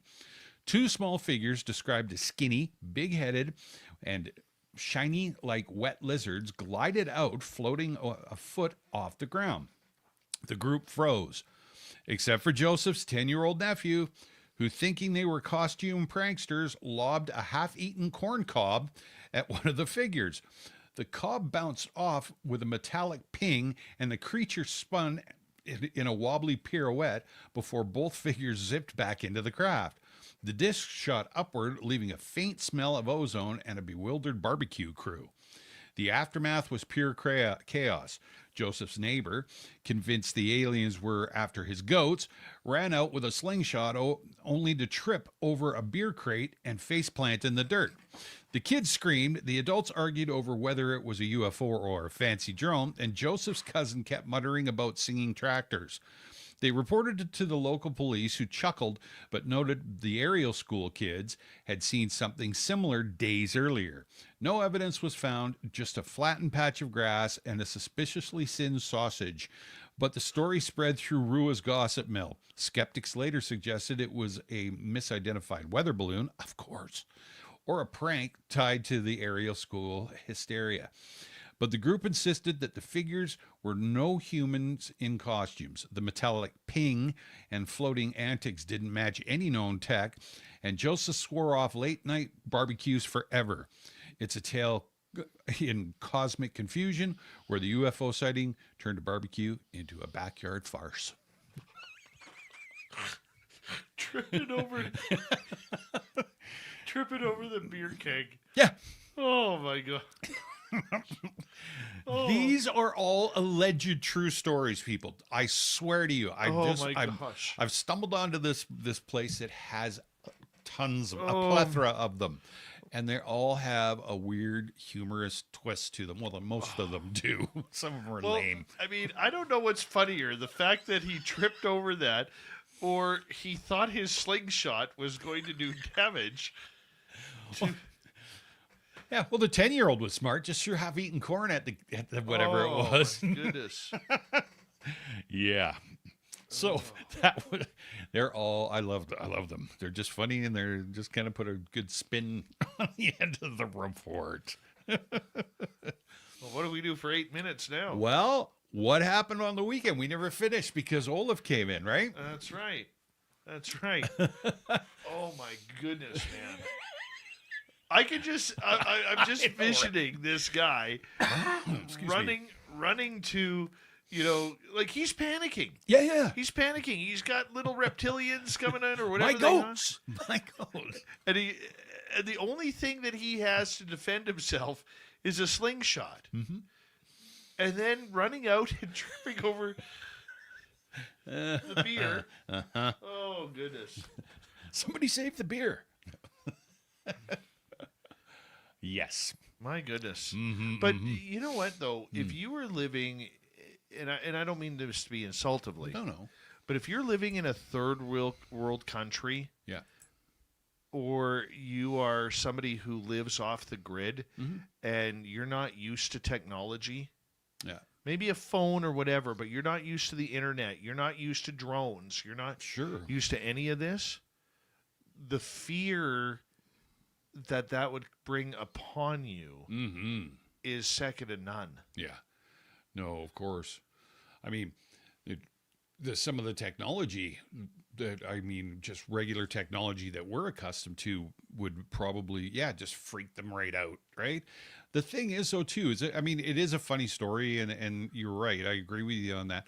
But I mean, with the aerial school incident just happening shortly before this incident, I can imagine that everybody that was, in that somewhat of a area were probably a little bit on edge, and then seeing something like that possibly flowing down and invading their barbecue, the panic must have just been insane. Because you're sitting there, you're wanting a good time. You got family and friends coming over, and they may not even have known about the aerial incident a few days earlier. Maybe not.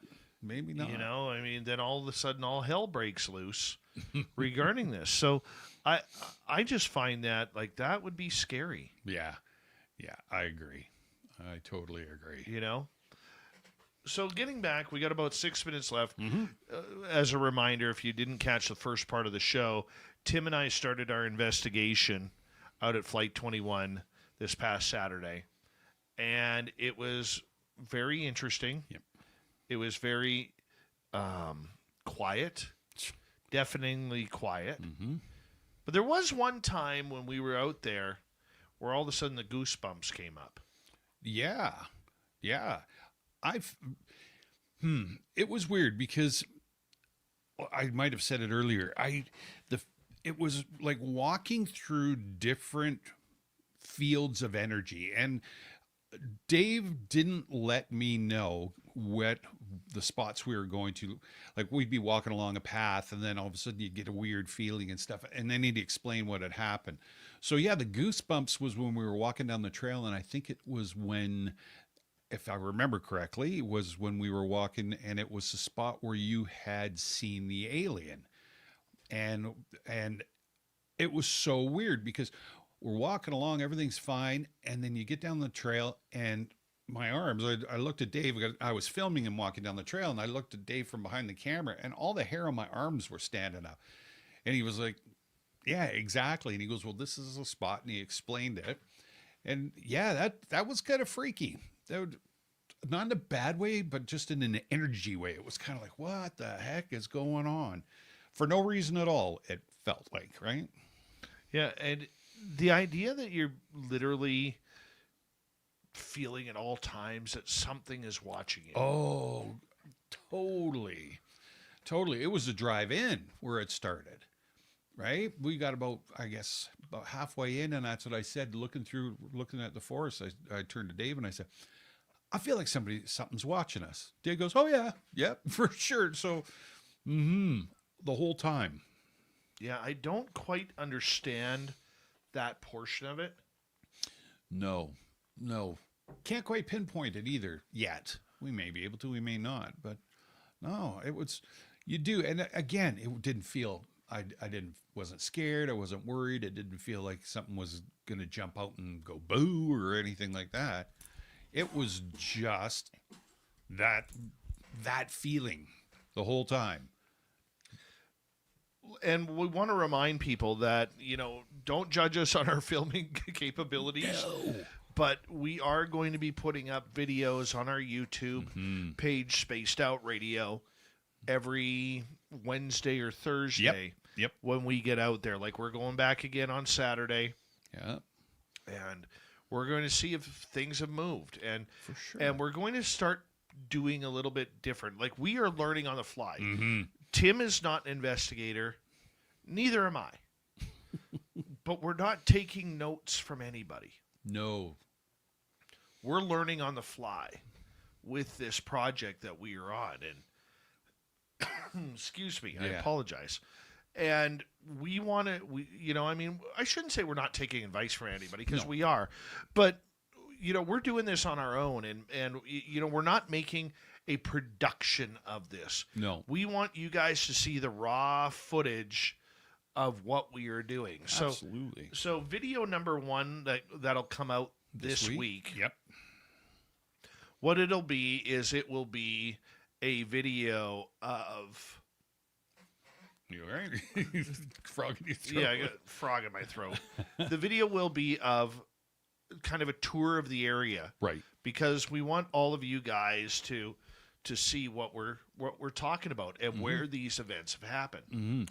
And yeah, and the whole idea, like Dave's saying, is we get out there, and when he said we weren't taking advice from anybody, I think it's such a, we're going out there, and without sounding too goofy about it, we're being completely natural about it. It's just us doing whatever we're doing it, and not calling, not searching, not trying, just seeing what happens. And I think that's part of the awesomeness of this whole investigation, of this whole project, is just letting it happen.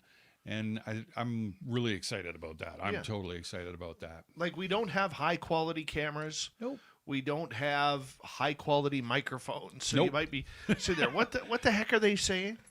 But what we're doing is we're just giving you a taste of what we're going through. You know, and over time we will change things up. I mean, you know, we will get a gimbal for our cell phones or our cameras. Right. You know, we will get, you know, maybe lav mics. Yeah, exactly. So that way you could hear us a little bit clearer. But we want it to be raw. Yeah. You know, we're not looking for a television show No. here with this.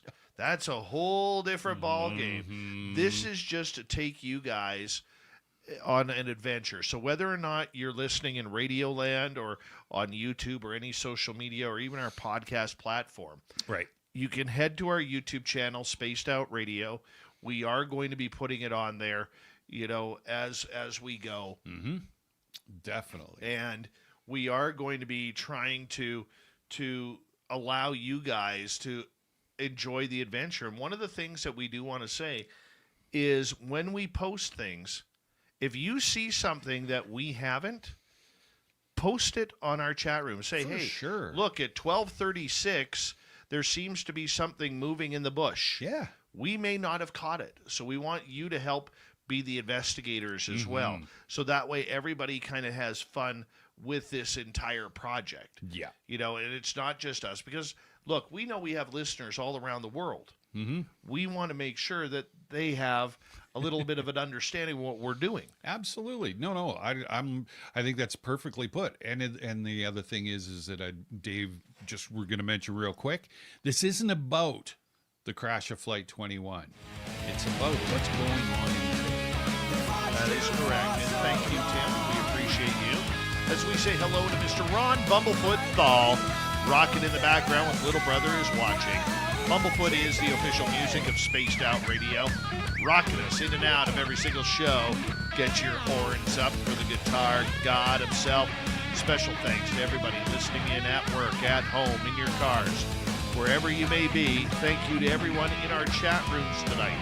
YouTube, Twitch, LGAP, Facebook, Spreaker, LinkedIn, the Space Travelers Club, and on X at hashtag Spaced Out Radio.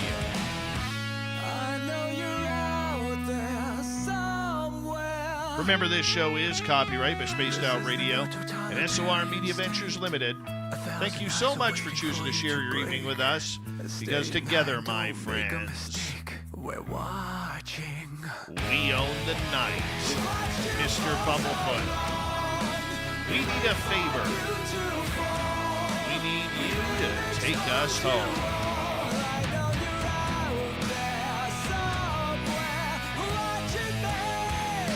Yes, the Woo Train has docked for the night, but soon, my friends, we shall ride again. Your seats are always available. Your tickets never expire. And if you want to bring a friend, we've got room for them too. Good night, everybody.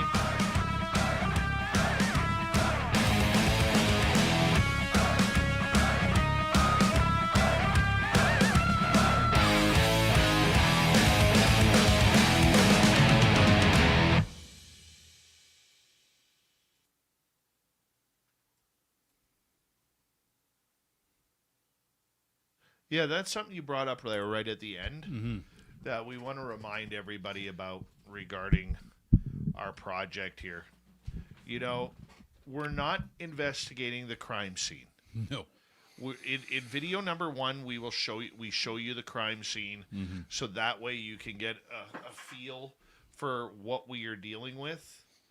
But the reality is, This isn't about the crime scene. This isn't about solving the case or anything like that. This is about us going in there, and as Tim said, the crash was the cause.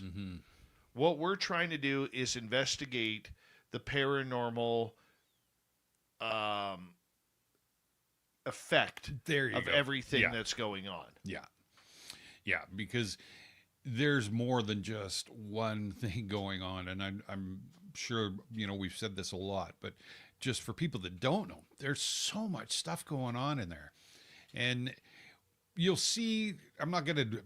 I don't think we should give away everything that we talked about when we were there, but you'll see on if you choose to, when we throw it up on the video, you'll see some of the stuff and other things that we expand on in this, the conversations we've had tonight. And I think that you're going to notice it. Yeah, there's some stuff in there that you'll go, really? They're just, energy's abundant, and it's coming from every different direction, and it's different kinds of energy. And personally, myself, I can't explain it. All I know is the way that I feel going into these weird little zones, right? Seymour's asking, what project are you talking about? Oh, okay. So what it is, in a nutshell, is up in the area in British Columbia here, there was a plane crash in 1965. Yes. And Flight 21. And all the people on board were killed. So in this area, without getting too deep into it, Dave has been up there and visited it quite a few times and documented some stuff. But his most recently last visit, there was a group of them that went up, and it was put it mildly, a poop show with a bunch of energy. They basically got escorted or chased, whichever way you want to put it, out of the area by Sasquatch or something that was acting like Sasquatch. David also encountered alien and UFO up there. Merle had seen somebody sitting in the vehicle, and there was nobody else that was in the group that would have been sitting in the vehicle. So just, there was a lot of stuff. It was quite scary, and that's my little Reader's Digest version of it. It's a good Reader's Digest. That was nice.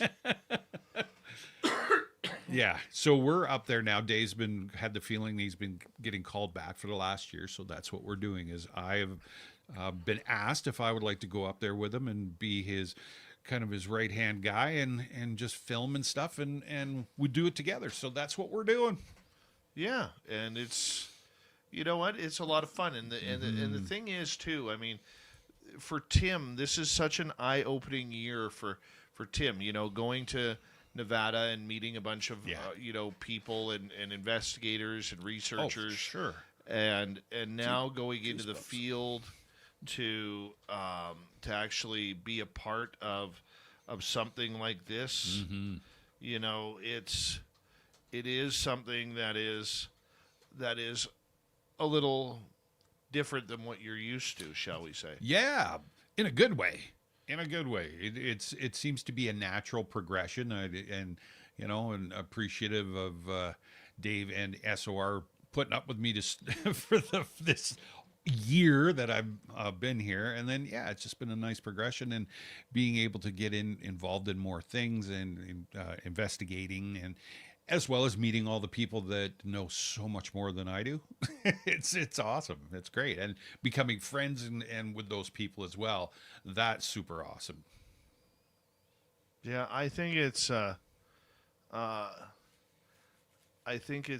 very interesting and intriguing on what's going to come forward. Mm-hmm. Because that's the thing. I mean, we don't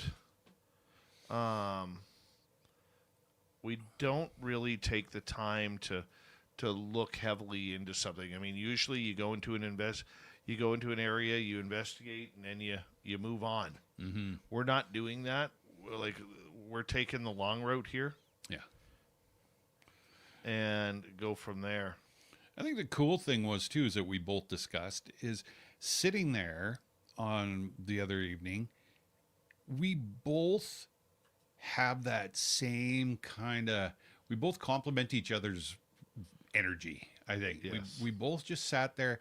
There was no anxiety, no anything, and we were calming influences on each other to I guess a way to put it. And it's mellow. It's real mellow, man. It's very mellow.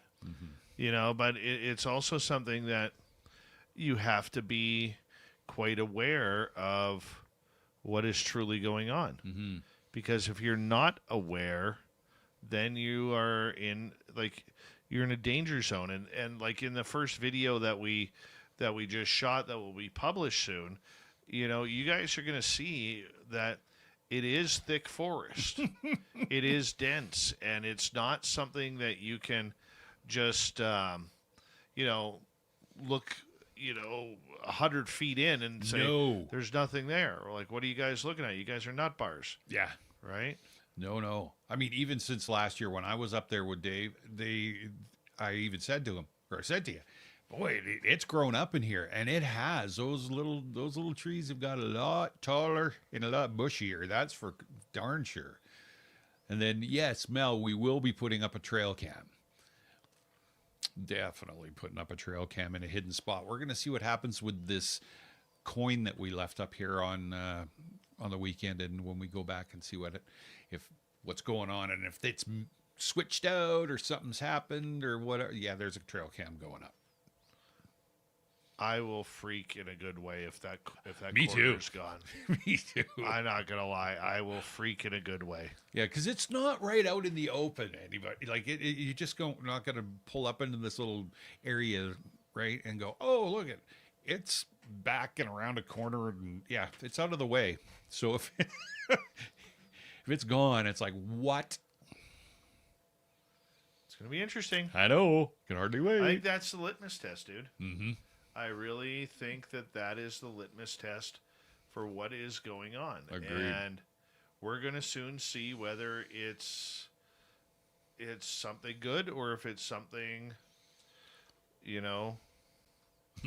something that is easily answered. Yes. Yeah, for sure. I think that's the only way to put it. But it's exciting. I'm still like talking about it. I'm all like trying to contain myself and just kind of, Yeah, and as we go on, guys, we will loosen up a little bit. We will do it, but there's going to be times, and I'm just forewarning you, there is going to be times where this is boring. Mm-hmm. That it's boring that we are doing what we're doing, and that we're just sitting there and showing nothing, and people are going to gripe and complain, why am I watching this? Yeah. Well, we're just giving you the insider look of what is actually happening and how we are allowing the phenomena to dictate what is going on. Yeah, for sure. And then we're going to try to take 2 and 3 hours of footage and cut it down into whatever, 10-minute, 15-minute piece for everybody to watch, right? So yeah, I think the first one will be a little bit longer. Yes, because because of the tour that we take. Oh yeah, around know. So I see that one being like a half hour, 40-minute type. Yeah. But for the rest of it, I mean, we are, like I said, we are trying to bring you along for the occasion, and that's really what it's about. Is bringing you along for the ride, so that way you get to be a part of what we're doing. And I hope you guys don't mind that. I really don't.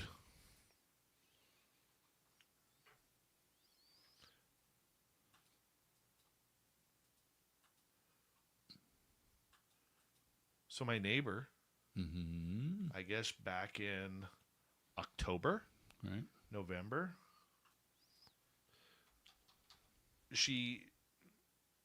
her and her hubby, I guess, got woken up one night because they had the blinds closed, and there was a bright white orb of light shining through when you close your blinds where the ropes are, there's the little openings there. Yeah, it was shining. Orb of light was shining right in her eyes. Wow. And she thought that it was me. Well, you have been known to do that. Yeah. What? And I'm like, no, what? It was Davy. I just found this out today. Oh, wow. Yeah. Yeah, You know? I've got a flashlight. I'm sticking it through your window. Yeah. Well, they're the second floor. My short little penguin arms can't reach up there, right? But yeah, she said it was about 4:00 in the morning, and there was this white orb, and then it just vanished and like turned off, right? I said, "You got aliens. That's right. You got yourself some freaking ends." Gotta love it. Yeah. And she was like, or her hubby's like, "I don't believe in that stuff." I said, "You don't have to. No, of course not. You don't have to." Hold on.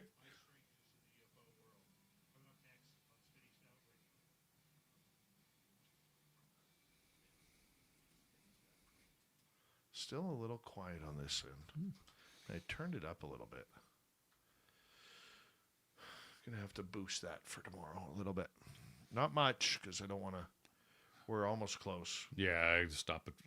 Stay out of the pop region. Yep. Stay out of the pop region. Pop. Yeah. They got aliens. So she got up, and immediately she's like, "Is that Dave's light?" Because normally when she goes to bed at night, their bedroom windows up there, and our studio windows right here, obviously. Oh, right. So she's like, "Is that Dave? Is that Dave?" And I know that ain't Dave. That you got aliens. Yeah. You got some aliens right there. Don't be blaming me for the aliens. I take enough blame in life. I don't need them. You made aliens come to my house. Mm-hmm. Oh,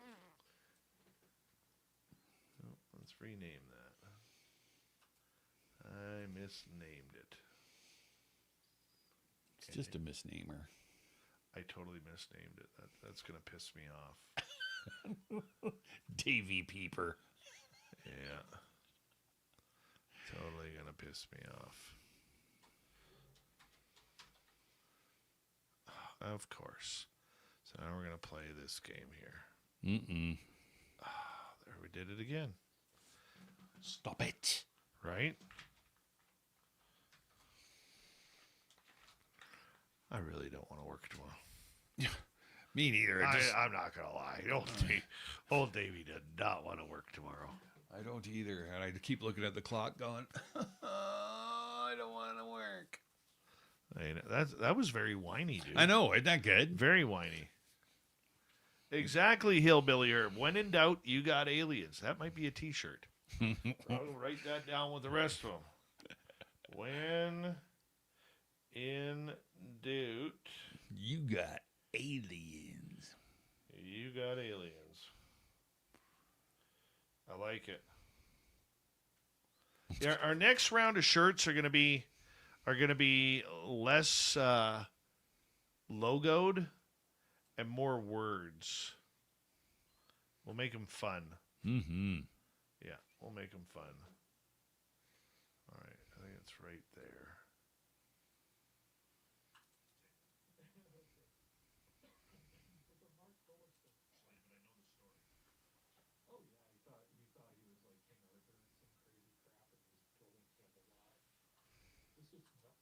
I'm lucky. We have good cable around. Why are we cutting?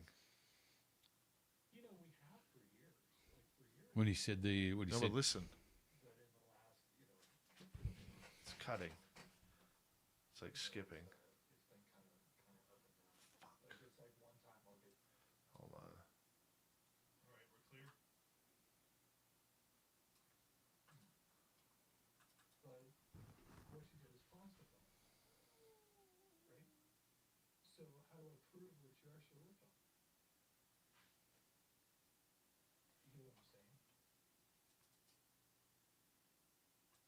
Who comes in, we call him Dirty Filth. Filthy.com is his website. Filthy.com. And he sells his pieces. See, it's now for about 50 clipping. And he will autograph it. Now what do we do? Okay, I'm going to have to turn that down there for next show. And yet, last night was perfect. It was quiet. Yeah. But it was perfect. Yeah, and the music and you talking over the open was fantastic. So it's obviously clipping from the signal going in. Mm-hmm. This audio is going to kill me. It really is going to kill me.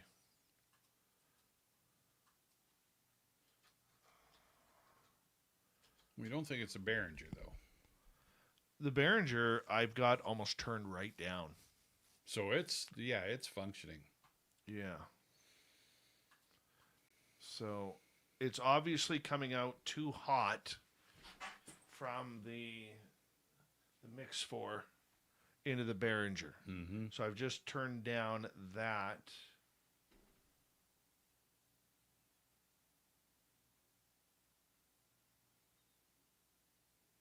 I've just turned that down, and we'll see if that changes for tomorrow. Right. I'm just going to buy a new system. I'm so sick of this system, dude. Time for... Because you know what I'm noticing with this system is even when we don't change it, it's changing on its own. Yeah, no, that's when electronics are saying, I gotta go. Yeah. No, you're right. Unfortunately. It's time to say goodbye. Maybe I'll pull the trigger on a road tomorrow. Ooh, goat. What's your problem? I'm tired, man. Singing about goat? I mean, who does that? You and I the other night was. Yeah. Pull the trigger on a road. Hi, Ashley. How are you? Yeah. This is pissing me off, dude. Yeah, it's pissing old Davey off. It's not bad clipping, but it's still annoying. Mm-hmm. Yep.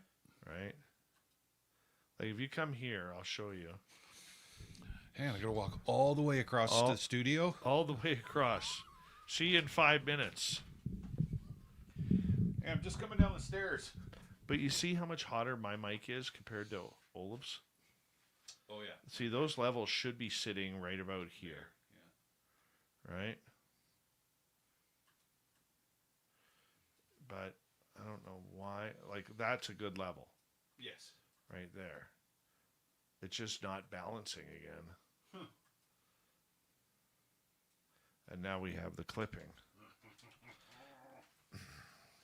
I'm going back upstairs. Yeah. Whew. All right, I'm here. I think the road would make us sound way better. Oh, no question. We'll probably have to take about a week off in order to... We're going to have to do that to redo some of the stuff that you wanted to get done anyway. So, yeah. Incorporate it. When do you want to do that? June? Well, didn't we do that? Was it June or July? I can't remember. We did it July last year. Yeah. Yeah, we'll have to do it. June's works. Whatever works. Yeah. Get stuff. What the hell is spinning right there? Oh, yeah. Big changes. It happens. Mm-hmm. We do it every year. Take a week off. You know what else I noticed about this hardware? Is that as the show goes on, it'll start off really nice, and then it eventually tails off in audio. Okay. Yeah. Just getting worn out, I think, bud. Yeah. Well, we've had this stuff since the beginning. So you've been running with this stuff since what? For 10 years, almost 11 years. No.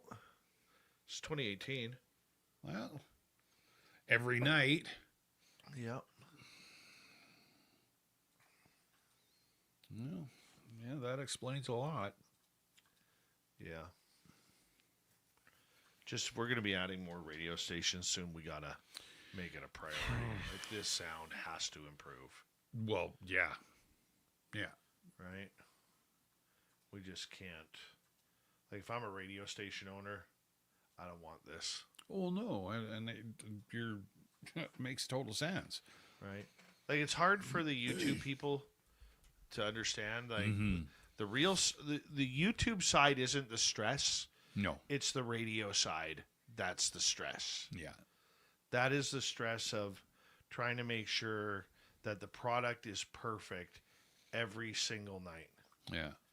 Every single night that the product is perfect. And it's so tough to be perfect every night.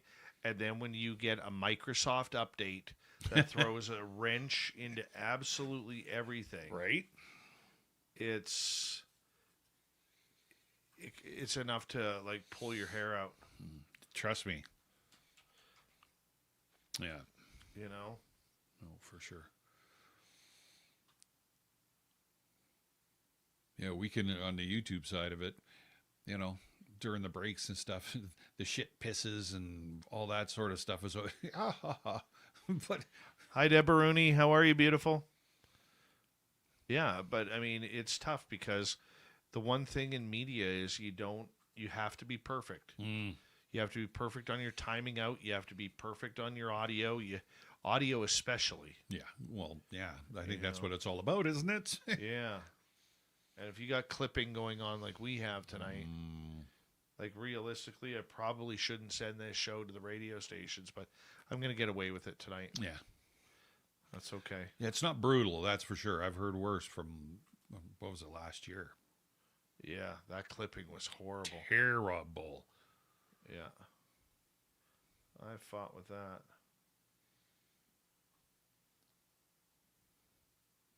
Dave fought the clipping and Dave won. Oh my God. I had Timbits the other night, Joe. Hey, Sweet Robbie G's in the chat room. Shut up. Sweetness is looking beautiful. Mr. Rob. You know what I can see him doing every time he's listening? I see him pointing his chin in the air and just playing with that chin here. Just like this. Yeah. And given that... Does he smoke a pipe too? No. Oh, okay. Just curious. No. No pipe.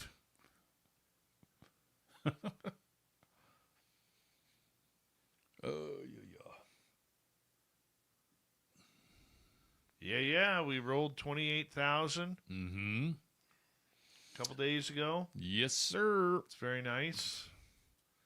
It's very nice to have.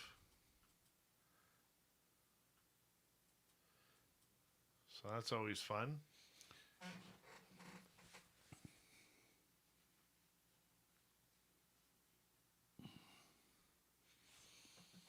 Let's see. Who's tomorrow night? William Lunsford tomorrow night. We're going to talk some Bigfoot in Arkansas. Nice. Not Arkansas. Arkansas. Nice. Thank you tonight to T-Bone, Mike, and Grant for the great super chats. Greatly appreciate your love and support, everybody. So thank you very, very much. And we want to remind all of you to come tomorrow night, 9 p.m. Pacific, midnight Eastern. 3 hours of fun and woo. And Sweet Robbie G going in the background.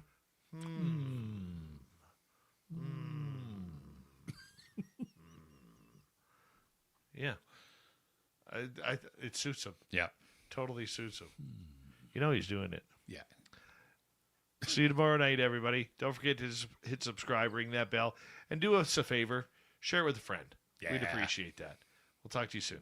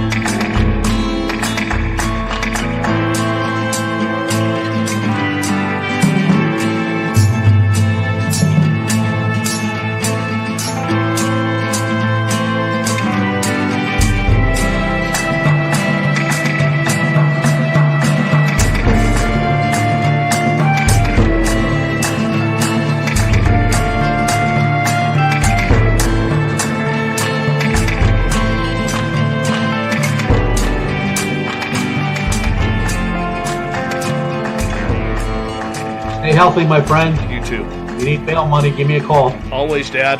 Take care. You too.